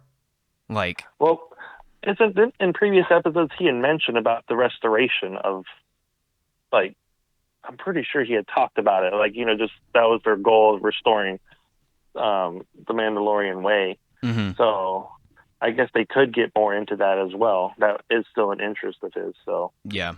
It's gonna be cool. And especially, I think the other thing that's interesting with season 3 is there's gonna be 2 other shows tying in with this. So yeah, how are they gonna do the crossover? Rangers. Yeah. How are they going to do the 3 crossovers? Book of Boba Fett too. 3, yeah, because Book of Boba Fett, 3, the Rangers, actually, and Ahsoka. So now, how are all those 3 shows going to play in with the Mandalorian? If what we've had so far are 25-minute episodes and 8 episodes only. Mm-hmm. Like, I hope they're going to expand that a little bit. And what story are we going to get there? Because it says that they lead to one major climactic event. Yeah. So and with Darth Jar Jar. With Darth Jar Jar. with Jon Favreau being at the helm of both Mandalorian and Boba, obviously with his experience in literally launching the MCU with Iron Man. What if it's Snoke? This idea of intertwining all these stories is not going to be anything foreign. Like was said in the Investor Day, that's what they're going for. Snoke. And I trust, and I know it's going to be well executed because of who's doing it. Yeah, exactly. I wonder how that original meeting went when Jon Favreau was like, "So, did you guys like what I did with Marvel? What if I did this with Do you want the Star same Wars?" thing, but with lightsabers? So I was just like, He's like, I got a I'm recipe. ready. I know it works. I know it works. So we all saw how that came out. Like, I mean, how many years did the Marvel movies span? I don't even remember anymore. 2009. But yeah, 2009 was Iron Man. Yeah. That's insane. It is. And like the hype and buildup we all had. Well, not only that, but they maintained the hype every time a movie came out. Mm-hmm. And then it just culminated in this one final product that was amazing. Yep. And the fact that they're doing that with Star Wars, I mean, my goodness. Jonathan, it's exciting. Thank you very much for letting us give you this heart attack and calling you unexpectedly to give us your thoughts on the last episode. If you were more excited for Mando Season 3 or Book of Boba Fett, which would you pick? Definitely Mando Season 3. Good. Yes. Yeah, I want to see it. I mean, I'm excited for Boba Fett, but definitely, I mean, we've had 2 seasons already of this story, so yeah, continue. I want to see what happens. So, Jonathan, play some trouble for us. Thank you very much for taking this phone call, and we will talk to you later. Thanks for calling, guys. Y'all have a good night. Later. Is Wesley ready to go? No. Oh, I thought you were texting Wesley. I did. He didn't answer. Oh, okay. God dang Californians. I think it's a good time to go into our special segment. You know, we had some calls. Oh, no. Actually, we have one more voicemail. Sorry, I did forget. Oh. Jordan also left something. I have a voicemail, too. Okay, give me yours. Regular line. Yeah. We are now plugging in the phone and switching phones. I don't know why it does that. It's like the first time you plug it in, it doesn't want to work. What the heck? Okay. And do you know There what we go. that is? Ayo, Wanawanka, guys. This is your boy Ricky, Bad at technology. a.k.a. El Guapo. Yeah, El And Guapo. do you know what a blessed is? Yes, Jefe. Season 2 of Mandalorian was a really good season. Some of my favorite highlights, I'm sure a lot of people are going to bring up, Boba Fett being complete BA, because I was really never a Boba Fett fan. What's wrong with you? See, my man Ricky, the voice of the people. No, that's not the people. That's the voice of the few. Okay. Throughout my whole life of seeing him, I'm like, I don't know, because I'm not a reader. I'm more of a watcher. Okay, so there you go. But just what they did with him was awesome. And of course, seeing Tamora Morrison back was awesome. Seeing the Slave 1 in action was amazing. Highlight of the season. Also more highlights, of course, Ahsoka completely killing it. Rosario Dawson is doing a great job at it. Cannot wait for the new show. Also, I'm surprised how Lucasfilms is still able to hold secrets, especially something as big as Luke Skywalker coming at the end of the episode. And Justin, I agree with you on this. Why say it like that? I remember you were saying because no one agrees with you, boy. I really like on this. On this. that the way they ended it is kind of a serious finale. So I too am curious on what they're going to do for season 3. So just can't wait to see. And R.I.P. Razor Crest. Now no, don't bring it up. We haven't talked about that on purpose. I'm sad now. But awesome show. I enjoyed it. Why do you have to do that to me? See you guys later. Thanks. So, forget Grogu. Speaking of dang Razor Crest. Speaking of upcoming things, Rick brought up the amazing Three Amigos references because he is the one that's going to be coming on for our Three Amigos episode. If you have not seen the Three Amigos episode, it is a classic comedy. Must buy. It is absolutely hilarious. You know what's weird? It is worth your time. I tried to buy it on Amazon and iTunes, and you can only rent it. You couldn't buy it. I wonder, does that movie still hit the way that it hit when we saw it?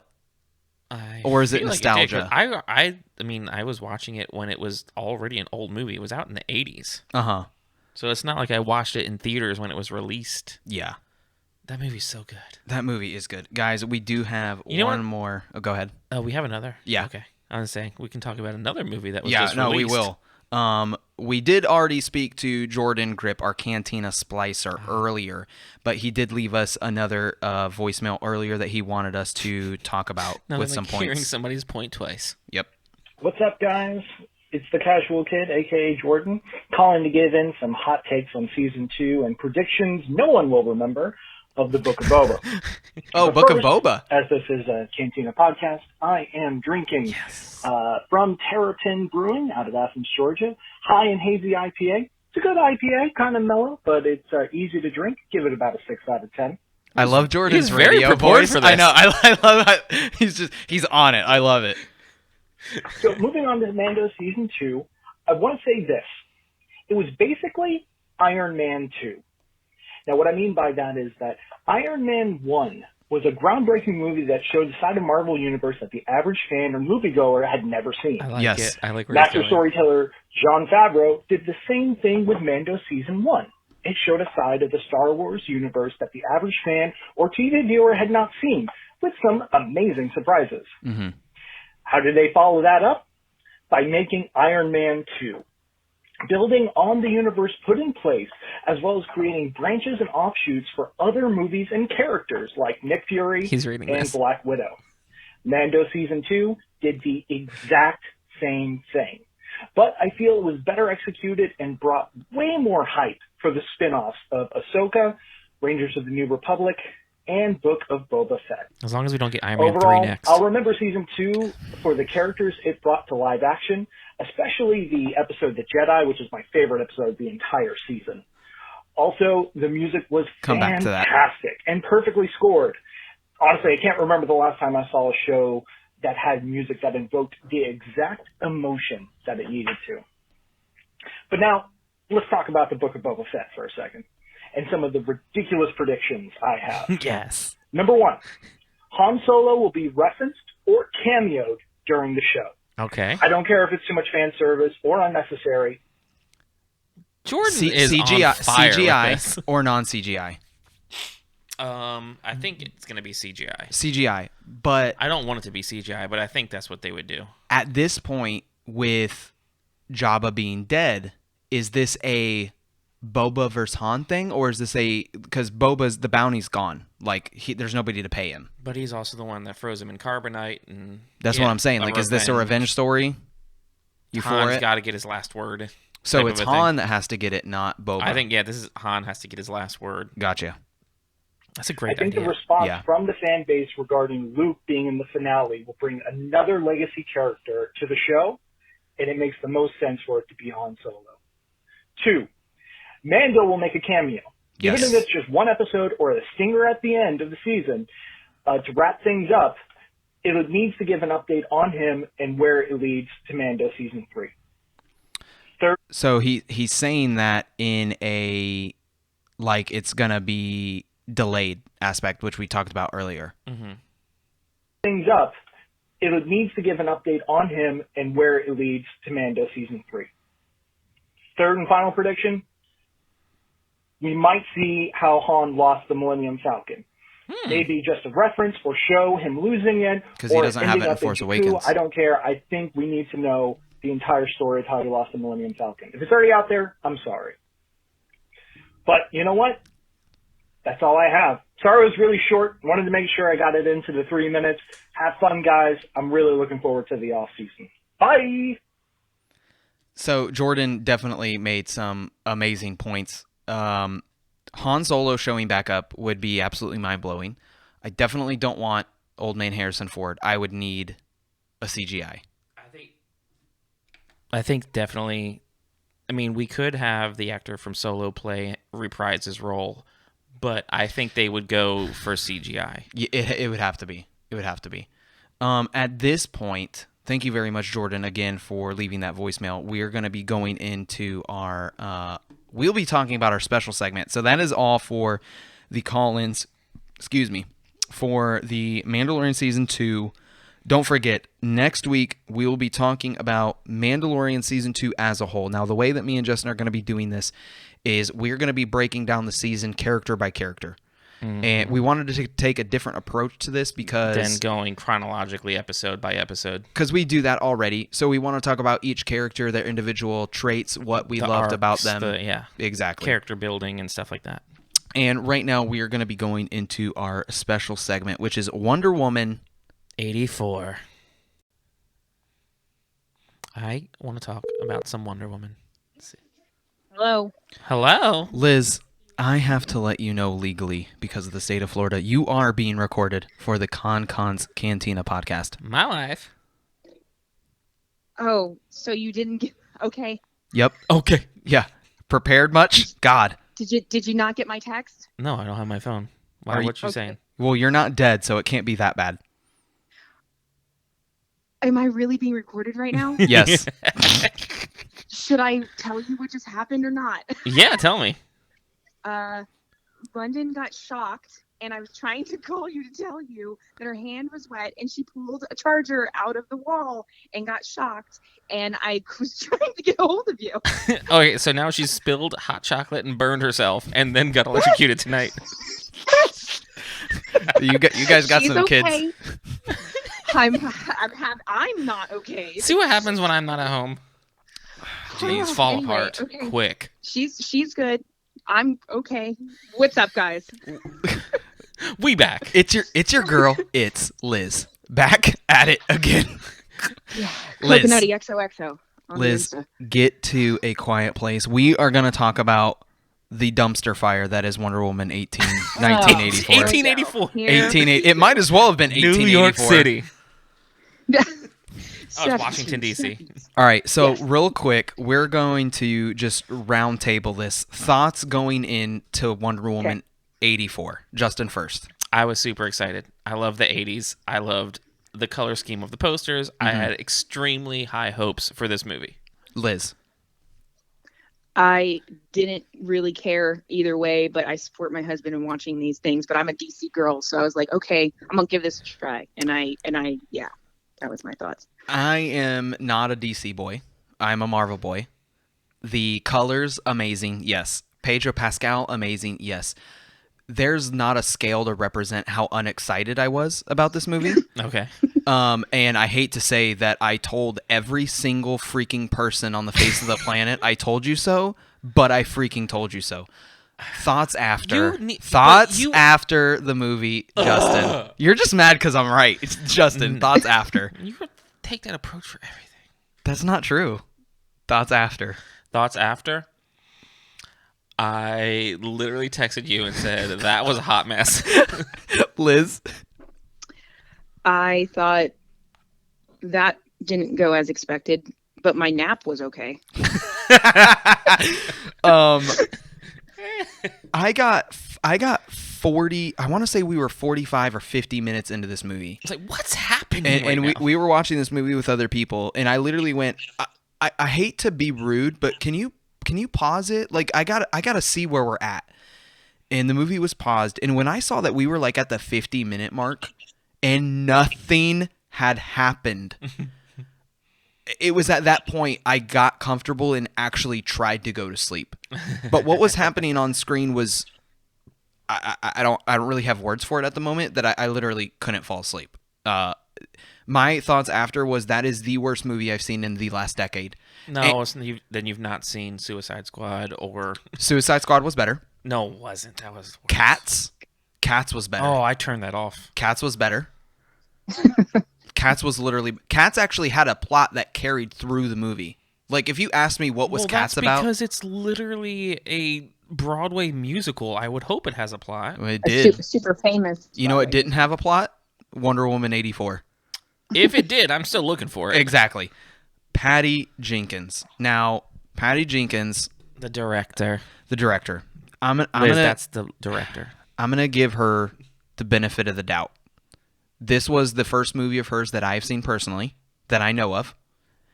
And she has an upcoming Star Wars movie, which we were, or at least I was, super hyped about until I saw this movie.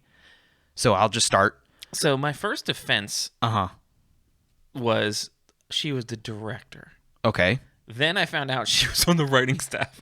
I was like, oh, well, maybe she just had a crappy script. Yeah. Like, you can't deal if you have bad writing and you just got to do your best. And like, who in the right mind would turn down directing a Marvel, DC, Star Wars, anything? Like, Exactly. If you got that type of money and backing, like, if it's not the best script, like, hey, I directed a comic book movie. Like, they're the best thing ever. Then when I found out she's on the writing staff and part of the writing of the movie, I was like, whoa. Yeah. Liz, Patty Jenkins. How did you feel about the directing in that movie? Yeah. What directing? Yeah. Yeah, there we go. Pretty much. Yeah. The only thing... Oh, I don't mean to... You go ahead. I'm super scared for Rogue One. Literally our last episode, she had the most hype sizzle excitement reel for factor. Rogue Squadron. Yeah, like her backstory. She's always wanted to tell a story about fighter pilots and stuff. She brought a fighter jet into the movie. She got Wonder Woman got her invisible jet finally. She did. You know, I don't know. I think the pacing was just so odd and all over the place, and the character development was like left up to your own imagination. The whole weird thing with like the wishes was never fully explained with the wish stone. There was just so much not explained, and it was left up to you to kind of figure out because the scene only lasted 10 seconds and it had 10 more since you saw it that you're still trying to figure out what just happened. There was so much about the movie. Okay. So let's go into we'll get into what was bad. Let's start with you, Justin. What was good about the movie for you? There's two specific things that I loved. Mine. I don't know what yours is. You want to go first then, babe? You go first, honey. What's your favorite thing? I loved the kind of quirky 80s vibe at first. That's stupid. I thought that was cool. That wasn't stupid. No, I'm joking. That was one of mine. Oh. I liked the vibe at the beginning, and I thought it was really cool and intriguing to see Kristen Wiig play like a serious character because I'm a big SNL fan. Yeah. And I thought that was really what? We were talking about this together while we were watching it. And I thought she did. And she did okay starting out and everything, but the entire time I saw her, I just kept waiting for her like to raise an arm and have a little tiny hand and it break into a skit. Like I could not take her. You couldn't take her seriously. Welcome to Target. Yeah. Like I was waiting for something to happen. Like it was a weird. I thought she did really good up until the White House fighting scene. That's where I felt like, but I don't think that's Kirsten's fault. I think that's the writing fault. Yeah, I don't blame Kirsten's acting in this at all. I thought, so what was good about the movie for me is I thought Pedro did really good. You did? This is the reason why I think Pedro did really good. If you really break down that movie and you understand the character development, what else could he have done? My dude is literally given... Okay, listen, Pedro. His scenes listen, Pedro. So these are your 5 lines, and you're going to repeat those same 5 lines throughout the entire movie. Yeah, tell me your wish. Tell me your wish. Seriously, that's not his fault. He was just he was chewing up the scenes so much and overacting so much. I don't think he was overacting. I think this is the Star Wars Attack of the Clones argument. The directing and the writing was so horrible. You can't blame the actor.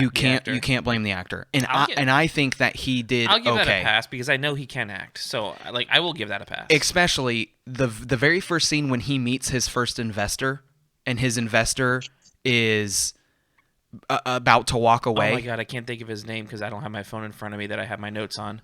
But he is actually like a DC character, like from the '60s. Like he's been like a mainstay character in all of the comics as like a big money backer person that would be in storylines. And I thought that scene in particular was really good. My favorite scenes were 2 specifically that come to mind. The opening scene with the mall. It was cheesy. It was but really bad. See, I disagree with that. You disagree or you don't? I disagree with it was being bad. I took that as this movie opened hard into the 80s, right? Like the colors, the outfits, everything was overly saturated and bright and vibrant, and you were pushed heavy into every background shot, every character that you saw. You were heavily shown like this is the 80s, the crazy 80s. And in the world of 80s comics, they were in the same suit. And the way I looked at this as like this was just like a big massive nod to the 80s comics. And it was like silly, it was over the top, but I didn't dislike it. I didn't want the whole movie to be like that. Yeah. But it was a giant switch and a 180 from everything DC has done in their live action. Everything live action for DC has been dark, grainy, undersaturated, where it's just like darks, grays, navy blues, blacks. Like there's no color, there's no hope, for lack of better terms. Where this is like bright and vivid, oversaturated colors, and you're like she's swinging through and she's pulling things like in the 40s. She had her little crown beret. I can't think of what the word of that is. And she's throwing it like a batarang, for lack of better terms. Yeah. Taking out security cameras. She's Spider-Man style whipping through the mall. I loved that. I thought that was awesome. I didn't want the whole movie to be like that, but I love that as like a setting the scene of the world that you're in. The next thing is what was bad about the movie. Wait, I got one more really good scene. Okay, what? The scene I where... like the... Oh, go ahead. What? Go, Liz. The whole her childhood upbringing in the... the very, very opening scene. Yeah, I loved that. I did too. That was a good... Yeah, I had high hopes from that first 20 minutes or so. The first 10 minutes of the film are really good because you see where Diana, her entire character, like this is the one thing that the writing team, whoever pitched this exact idea did really good, because we get this, her entire foundation is built on truth. Like she would have won, but she stopped because she would have been caught in a lie. She would have cheated. And that's what Diana has always been about. It's the lasso of truth. It's Wonder Woman. She can't fly, which of course we added that to canon, but once again we're gonna no, that wasn't added. That's been canon since the 80s. It's literally, I will show you the article where it said that was canonized for this movie. No, it's not. Once that again, article is I'm not saying you're wrong. I will just show you the article. I'm telling you, that article is misquoted because she had her invisible jet until in the 80s when she had gained the power of flying. That's fine. It doesn't make it any worse than Leia flying through space in The Last Jedi. Boys. No, it's you're wrong on this one. No, I'm not. You can't say that you're not a DC person and then tell me that I'm wrong. You're wrong on that one, or that article. I'll say that article is wrong. I'm not saying that that the article. I'll show you the article. My other favorite part, because she couldn't fly, and all of a sudden, we're flying. My other favorite part was the scene with Chris Pine trying all the 80s outfits on. Absolutely hated the scene. What? Completely useless. It was not, useless, but it was funny. Hilarious because I love 80s clothing. Let's just get into what was bad about the movie. Well, that's like never. It is never ending. But let's. I got another good thing. Okay, it had some great foreshadowing where when Diana is in the scientist's office and Kirsten Wiig is like, "Oh, I love your shoes. I love that print," and she's got the cheetah print shoes on because she turns into cheetah. Hey guys. Yeah. Niall's wife was not in the movie. It's Kristen Wiig. Stop saying Kirsten Wiig. Kirsten Wiig. Kristen Wiig. Kirsten. It's the same thing. I'm literally going to lose my mind. It's Kristen Wiig. I thought that's what you had been saying. Anyway, okay. The thing that I think that is everybody's telling me I'm wrong today. The thing that is one thing that's bad about this movie. The movie was way too long. The movie was way too long. Yeah. Way too long. There was absolutely. It felt like there was too much story that it was too long and then undertold. There was absolutely no reason why this movie was 2.5 hours. I don't understand why we're getting the villain story in the last 3 minutes of the movie. Yeah. Like the entire movie was a MacGuffin movie. Like it didn't make sense. Chris Pine had absolutely no reason to return. And they took control. She was straight up making out. She was straight up raping somebody's stranger's body. Like, it was so weird. What? Chris Pine was not funny at all in the entire movie. He did not add any relief in comedy. If you want to say Chris felt like Pine he was is a cameo. Yeah, if you want to say Chris Pine is good looking and he had his shirt off for a scene, yeah, sure. The dude's ripped and yeah, he's handsome, obviously. But that's all he brought to the table. My dude was literally raised in the 20s, grew up flying dogfighting jets in World War II, and all of a sudden can fly F-Pilot, F-Series jets. A little like, okay. Okay, yeah. Yeah. And let's break down that scene. We just go to the Smithsonian and there's an F-Series that's powered. No, we got the fuel. We got the fueled up jets in the back of the Smithsonian. Okay. To continue what was bad about this movie, Pedro Pascal was not put in any light. He had the same lines every single person he met, which was, "What is your wish?" The entire movie. Tell me your wish. They never once really established that she was losing her powers until once again, like the third act of the movie. Like it's made. I think the first glimmer you got was when she tried to take the lock off. And I would say that most movie watchers, because they don't understand Wonder Woman's powers, don't get that. Yeah, and that's the problem. It took me a second. I was like, is she struggling or is that like a exactly? It's a strong lock. Exactly. And because and I'm just going to get into this right now. This is what's actually wrong with the DC cinematic universe. There's a lot. Nothing ties together. There's no overarching storyline. And because we have they keep rebooting and restarting, so you like. And to be completely honest, the first Wonder Woman movie, which was also trash, fight me in the comments. It wasn't trash. It was trash. Okay, because it wasn't trash, but it wasn't my gosh. good. It was Anything that's not good, I throw in the trash. So, yeah, there's that. They also don't establish her powers even in the first movie. So how am I supposed to know she has superhuman strength? They don't do a good job of establishing this. Okay, I don't want to sound super negative. Things that I really liked about this movie is I did like Cheetah at the end of the movie. You liked Cheetah? For the fact that... No, I didn't like the fight scene. I just like that that's actually one of her villains that came from the Amazon and whatnot. And what's cool is, in the comics, Cheetah is a frenemy.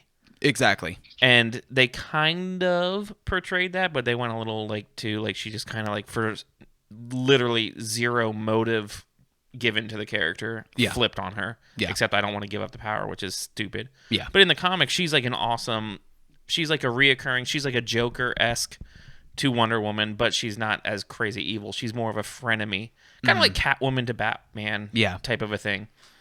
But the other thing too, portrayal. I didn't like the CG. The overall idea of this movie, I don't understand why Diana can read what's on the stone, but she has no idea what it is. Why didn't they just make it something from her Amazon past and she understands the god and the deity that it comes from? Why did we have to have an on-screen explanation as to why Kristen Wiig's character is confirmed as a geologist? Why did we have to have the whole Cairo scene where she's calling from a payphone? Okay, well, that I can tell you two different things on that. The city... Horrible writing. It isn't, but there are some DC tie-ins. The city that... It's failing me right now, the name of it, but the city that they're in when they're in Cairo in Egypt is one of the cities that Black Adam creates one of his biggest atrocities that crafts him as a villain. So that could be a little foreshadowing for Black Adam, which we do know is coming out. What was bad foreshadowing if it is, just throwing that out there. Not good because you have to be a mega fan to even know that. Yeah. What was the other thing you said? Because I just lost my train of thought. I was just saying that it doesn't make sense. It didn't make storytelling sense for her to literally know nothing about the stone, and then we had to have the stone. So the stone has been a item in comics since the mid 60s. So I think, they could have rewritten what they wanted to rewrite anyway. But I'm guessing that they were trying to if there's written of what this is. My biggest thing was when he becomes the stone.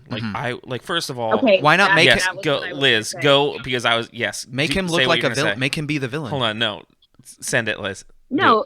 You go ahead. I just thought it didn't make any sense. I didn't know if there was any background to why he became the stone or what. It just didn't make. What's the number one rule of what you don't wish for? More wishes. More wishes. I'm like, that was the worst. This is the worst genie ever. It was just stupid.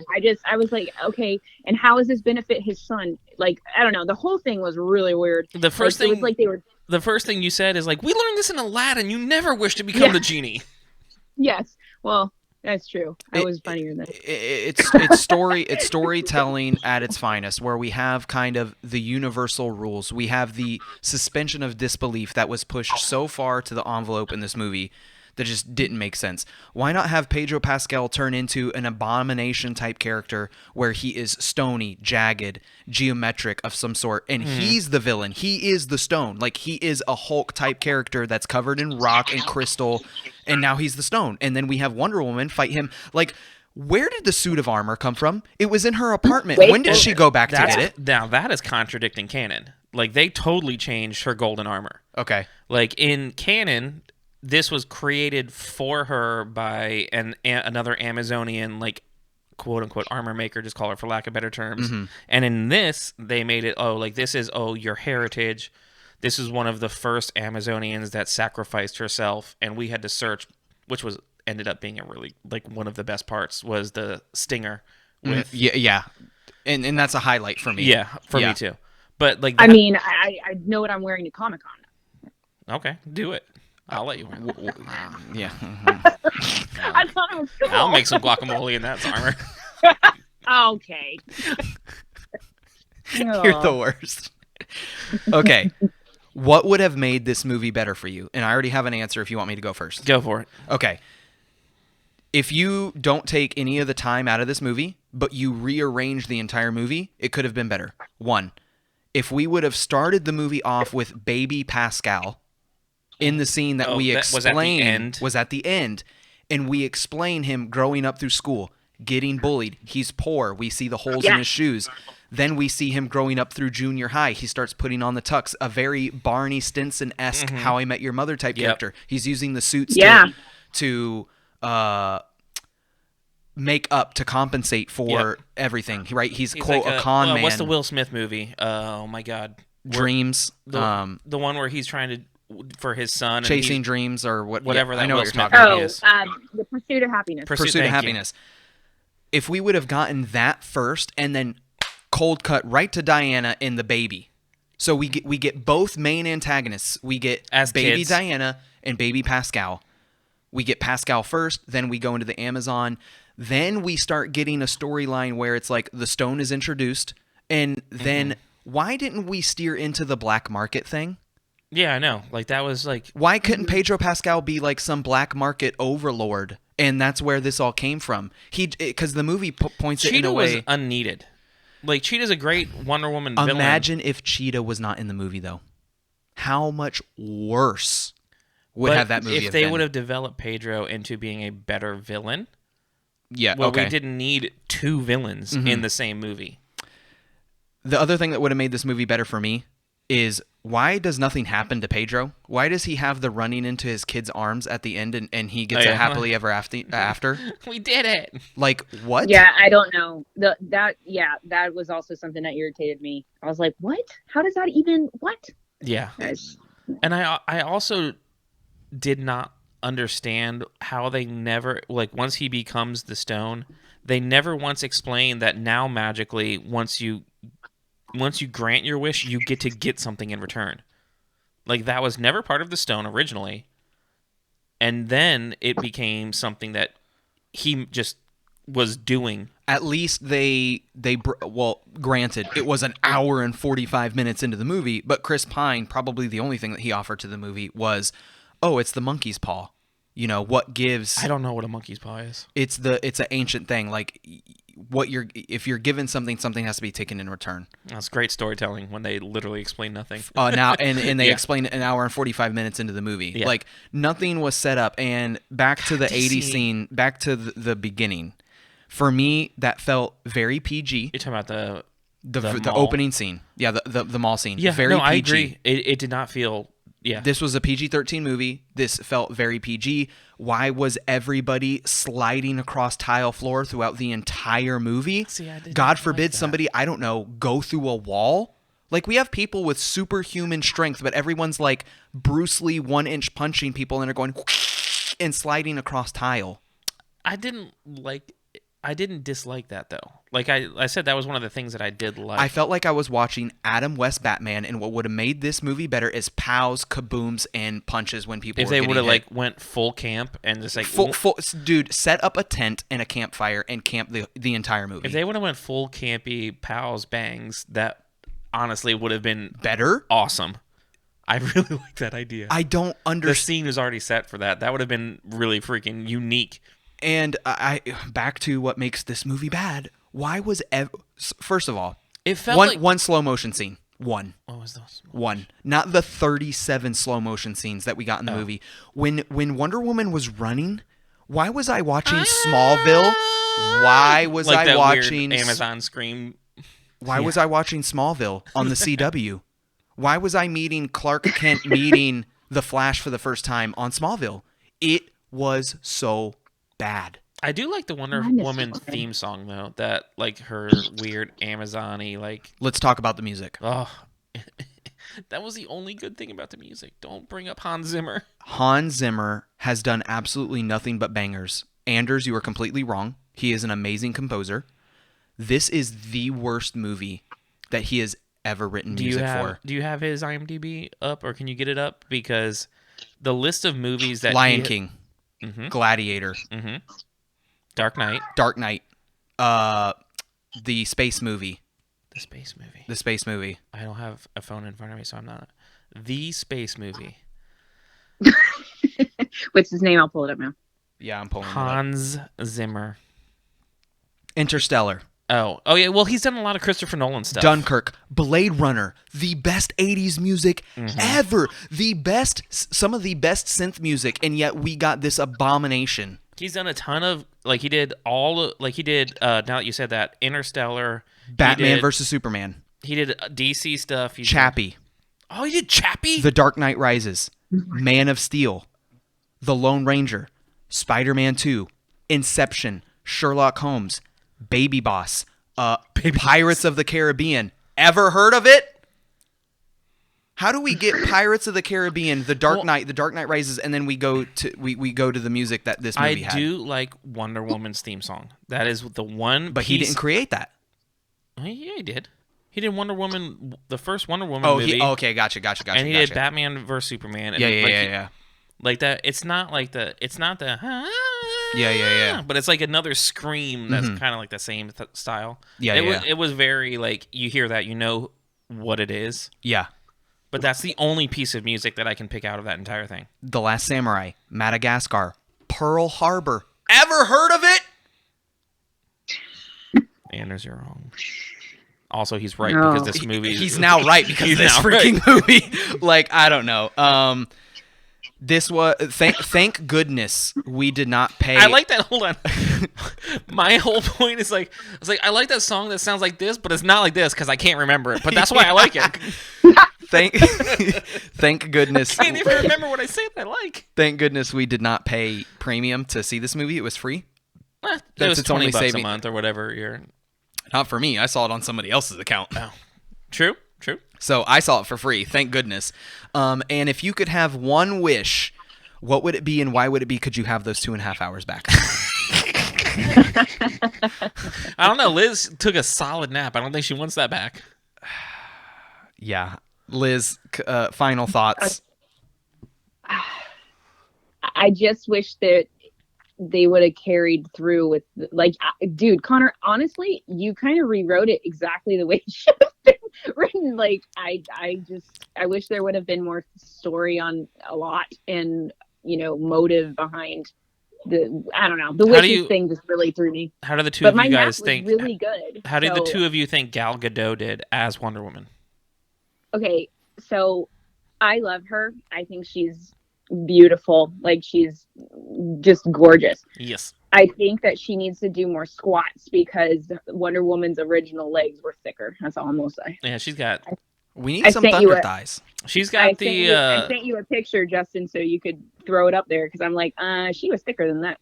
But I love Wonder Woman's Amazonian. Because Gal Gadot, if I remember right, she started like as a model, like a runway model. So she had that slinky, lanky build. Yeah. And Wonder Woman, like you just said, is Amazonian. She's She's thick with two C's. I think that she did okay with the writing that she was given. I thought that she did better as Wonder Woman in the first. The first one is just better than this one. Yeah, but I thought her acting was better in the first. She one. has like no lines in this movie. There's not much acting. No, there's not. It's a bunch of people running. I don't know. I could talk about this movie forever. DC, get your crap. How can your animated movies be so good? Like from the range of like kids able to watch it to animated that are like adult, like PG-13 and even some R versions of animated movies be so good and great storytelling and developing to these live actions being such a hot mess. What are you laughing at? I have a surprise for you. Oh no. Liz, thank you very much for talking with us about Wonder Woman. Love you, babe. Yeah. We'll talk to you later. I won't keep him too much Sam longer. Witwer's calling again. Sam Witwer's calling. Yeah, we got to let you go. Bye. Bye. Love, babe. That was loud. So seriously, that movie, I didn't get to ask this question. I have no intentions, and nor will I waste my time on the third one. I'll always watch a comic book movie. I will not watch it. I'll always watch it. You're going to watch it too. No, I won't. Name a comic book movie that you've not seen that's came out in the last 10 years. I have not seen the Netflix shows. I didn't see any of the Marvel shows. Didn't see Iron Fist, and I also didn't watch Luke Cage. I did watch the girl one though. What was her name? Why can't I think of her name? Why are you not watching all of the Marvel shows? Okay. For starters, everyone says that Iron Fist is hot trash. That's not true. Okay. It's not. It's the weakest. We are going to end this episode. Rule Farm Boy is coming in clutch. Our boy. Tony too. I'm going to give him a call right now. Voicemail or live call? No. We're calling him. Yes. I'm so happy. I had to message him on Patreon. Make sure he had my number. He tried calling me. What was that? Barking spider. Oh, come on, Tony. Connor. Anthony. This my Konkon's Cantina crew? That is us. That is us. Tony, thank you very much, Anthony, for taking our call. Now, what we are talking about tonight... Oh, wait. Due to Florida law, I do have to tell you, you are being recorded on the Konkon's Cantina podcast. So... Yes, sir. Let's go. Season finale of Mandalorian. So what we're going to do is we're going to ask you about 3 questions. How did you feel with the finale, and where do you think we're going with Mandalorian Season 3? Go ahead. How did I feel about Chapter 16? That Star Wars story that was told to me. I went into giving this a watch with, as I'm pretty sure Ian must know, little to no expectations. Yep. I was just aiming to be told a Star Wars story. And I was knocked sideways, not just once, not just twice, maybe 3 or 4 more times. Because that's one thing that I like about you. We've talked about this before. Is you don't like have expectations. Yeah, and you don't do a lot of predicting either. You're there for the ride. No. One of my least favorite things is when somebody says, "This is the character I deserve," or "I'm owed," or this is what we're owed, and that frustrates me. Yep. Continue. Me too. Yeah, I was even from the first. Who would ever thought that we'd see Dr. Pershing, and at the first, there he was on that Lambda-class shuttle, and then the Slave One takes it out with an ion cannon blast, and then be prepared to be boarded. And then we see Din first in hatch, and then right behind him comes Cara Dune. And he takes out she's got some words with that co-pilot. That's I think my favorite scene in the entire season 2. The best acting that she's done Agreed. after the first 2 seasons total. Agreed. Yeah. She's had a lot of drama on Twitter and whatnot.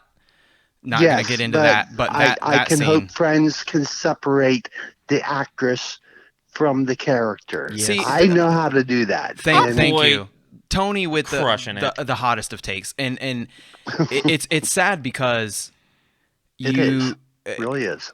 and it's political, all that stuff. We're talking about Star Wars, and it's hard to see people that, just like you said, separating the character Cara and the actor Gina Carano.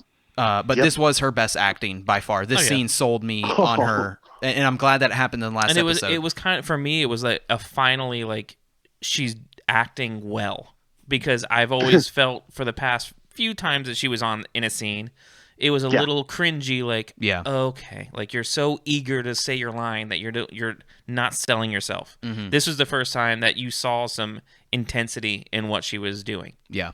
Very intense, yes. Cara Dune, she weren't playing no games. It was straight up. She gave that co-pilot 3 chances, and at the end, blasted. he spent his 3 chances, and the end, all done. Blasted in the face. Anthony, going to the end of the episode, obviously we saw Luke. Give me your opinion on seeing Luke first, and then I'm going to ask you a question after. All right, my opinion. We were told. Yeah. There's not many other Jedi left. Yeah, exactly. Ahsoka told us. There's a handful. And I was in tears. Really? Even upon seeing that X-wing, and I didn't have an X-spec, but I thought there can only be one. Yeah. And then we see the footage on the screen when he comes aboard, and then we see without color that there's a laser sword, and there's no colorization. And then a couple minutes later, now we see it, and it's a green blade. Yep. And a couple seconds later, we see that green blade is held by a black, right-handed, gloved hand. And I thought, it's him. Yeah, the gloved hand is what was the 100% factor for me. Yes. Then a couple seconds later, we see a very familiar belt buckle, and the belt buckle and too. the face ain't shown yet. And by the end, when he removes the hood of his cloak, can only be that one. Yes, and Duncan MacLeod had tears streaming down my face. This is the way. Now, Anthony, if you don't mind me asking, how old were you when you met Luke for the first time? I was but a mere 10 years old, and that was so many years ago. And I was taken to seeing this first Star Wars story as a 10-year-old in 1977. Oh wow, that's awesome. And and for so long. See, Tony, we're gonna have to have you on a whole different episode, because we do a Star Wars saga where people talk about how they were introduced into Star Wars and what it meant to them. So what I was getting at with this is, me and Justin weren't not excited, nor were we not surprised to see Luke. We were both open mouthed, like, oh my gosh, it's Luke, but we thought that Luke was a safe choice. It made sense for the rescue. It made sense chronologically. If you had to pick somebody besides Luke, once again, there's only a handful of Jedi out there. Who else would you have picked if it didn't have to be Luke? Copy that. If I was, Connor, this is hard, because for me, good question. In my opinion, because it's not my story to tell. But since you're asking me, see, he's if so I pure. could choose, he's got it. He knows. If I could choose anyone else at that time period, 5 years after Return of the Jedi, who else would I choose? You could even go Even EU. though I Go understand this is not my story to tell, who else would I choose? I can't say, I won't go and say that it could be, because I know so many more of our friends would say it would be Ezra Bridger. But Ezra, he was only ever a Padawan. And if he's still about in this time period, he's just a light side Force user. He was never a Jedi, and neither was Ahsoka. But what she done previous in the story might bring her to be most closest to what a Jedi should be. One thing that I'll bring this out before you continue your thought. Yeah. In Clone Wars, when Ahsoka goes through her trial, they, after she's done with her trial and she's found innocent because they actually find the guilty party, remember, they remove her Padawan braid and promote her to Jedi Knight, and then she leaves the Order. I also think that in a certain light, Ezra saving Lothal and, quote, defeating Thrawn in a certain sense could also have been his trial to becoming a Jedi. Just once again, not our story to tell. It's just if you could have seen head canon type stuff. If you could have seen anybody else.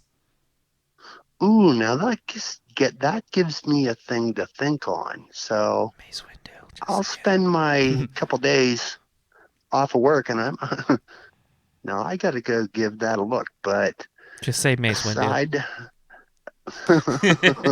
No, Mace is dead. No, he's not. Dead, we dead. don't see his body. No, he is actually dead.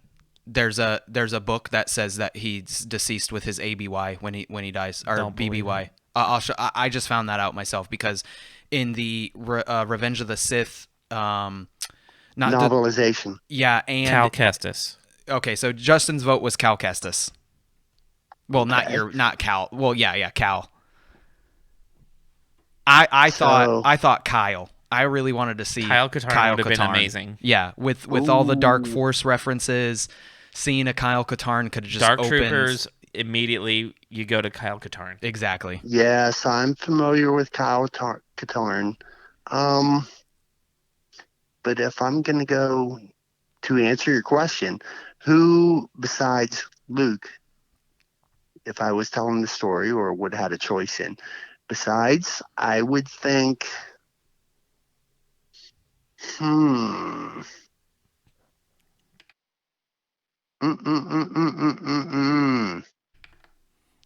got it, Anthony. I don't want to say. I want to try to say it would be a new character that we're not familiar with, but see, I'm not opposed to that at all. What if it was? It could have been somebody Ahsoka completely told us new. There's not many more left. Yeah, and I can't. I want to go with what Ahsoka says because there's only the one that we're familiar with, which would be Luke, and there cannot really be more Jedi after that. So I can't say that I have a choice. Justin keeps trying to make me laugh, Anthony. Justin. Yes, sir. Settle down. Yeah, tell him to tighten up, Anthony. That's... I don't want to branch it out more. You don't have to. So you're a solid Luke backer. Yeah, that was the right choice for you, 100%. Yeah, I don't want to make the story bigger than what it needs to be. I also like it's not my story to tell. The idea of a Sith, because we kind of glazed over that he sent that signal out through the Force, and it could have just as easily been somebody that was a dark side user versus a light side user who would have recognized that signal. It could have been, I mean, we know Snoke is in the works at that point. It could have been somebody of the Emperor, the Knights of Ren. Knights of Ren are running around right now. There's a lot of different things that it could have been cool if they totally flipped the script and went way left field. And I know this based on Anthony's Twitter responses.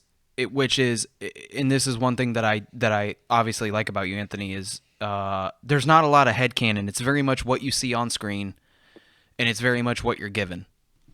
And yep, it's about tell me a story. Yeah, it's about tell you a story. And yep, tell all of us a story. And I think that Have no I'm the wants or piano man. expects. Yeah, and sometimes with our own headcanon, we kind of get set up for a disappointment. But it is a little bit fun to speculate. So I am going to ask you one more speculation question, and then we have to wrap it up. Copy. Where do you think if you had to guess, where are we going with season 3 of Mandalorian? If I had to guess, we've got obviously maybe maybe, and this is a guess. It's not a speculation. Does the story carry on with? Are we headed to Mandalore?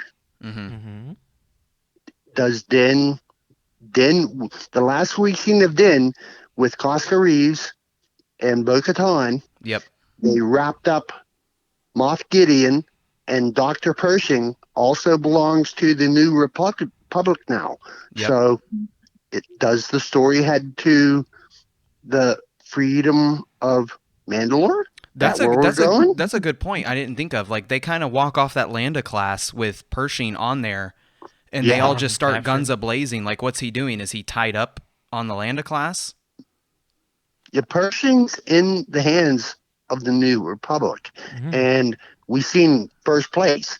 So's Moff Gideon. So, does that where the story goes? Yeah. And Giancarlo Esposito said, we're going to learn through season 3 and season 4 how big this story gets. We're going to go places. Yeah. So, yeah. Was that in the interview or was that in the gallery? That was in an interview. I don't recall it being in the gallery, but it's to be found. Yeah, on the interwebs. Yeah, I feel like I'm behind on a lot of these interviews. I feel like we kind of live in a time of like Tom Holland, where like Tom Holland's like letting everything spill, and people are doing a real good job of like keeping that stuff quiet, and we haven't, gotten to touch on it and stuff. Anthony, Rule Farm Boy, guys, follow him on Twitter. Thank you so much for taking our call and being a part of this podcast. Thank you for listening to us as well, by the way. Thank you for doing what you do and sharing it with us. I'm but a humble listener, and I found you, and I'm glad to have you in my playlist. You're not a listener anymore now. You're on the show live. Yeah, you're on the show. Exactly, my friend. All right, Anthony, we're going to cut you loose. Thank you very much. This episode, obviously, as you know, Sundays on YouTube and Monday. Thank you, Anthony. Number one. Where are you from? Ohio? Is it Ohio? Is it Ohio? Is it PA or Ohio? Western Pennsylvania. Western Pennsylvania. Number one, Western Rural Pennsylvania. Western Pennsylvania. Thank you, Anthony. Justin, may the force be with you both. May the force be with you, sir. Later, man. See you in my playlist. Anthony, thank you very much again for calling. The Dr. Pershing thing. That's a good point. I don't know how I didn't think of that. Dude, what an episode. A long one. That's fine. It was the voice of the people. It was the voice of the people. We're not going to apologize for the length of it. If you're a listener, once again, let's end this. Let's recap some of the things that are coming up. Thank you very much to everybody who accepted the calls, left the voicemails. Some of the upcoming stuff for the podcast. Once again, we have a brewery episode coming up with Genetic Brewing. We are going to be having Bad Batch that we're going to be covering when it is released, which is most likely summer of this year.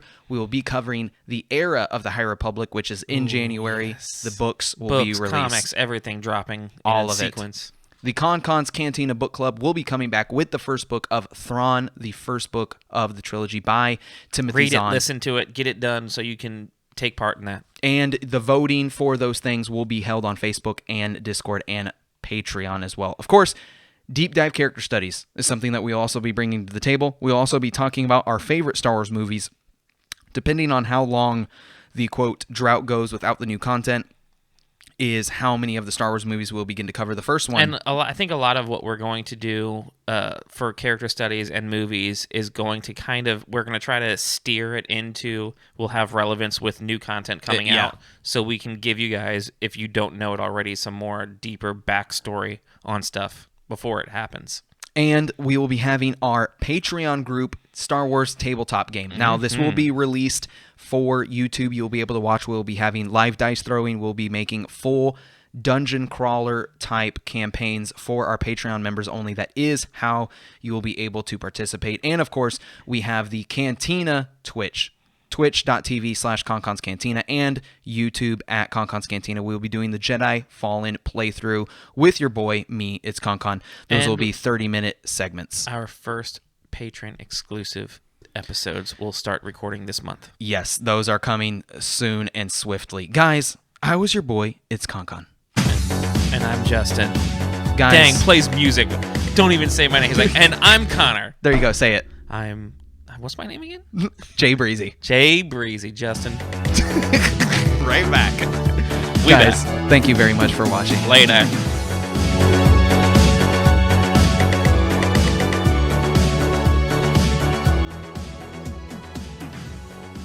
Thanks, real fine boy.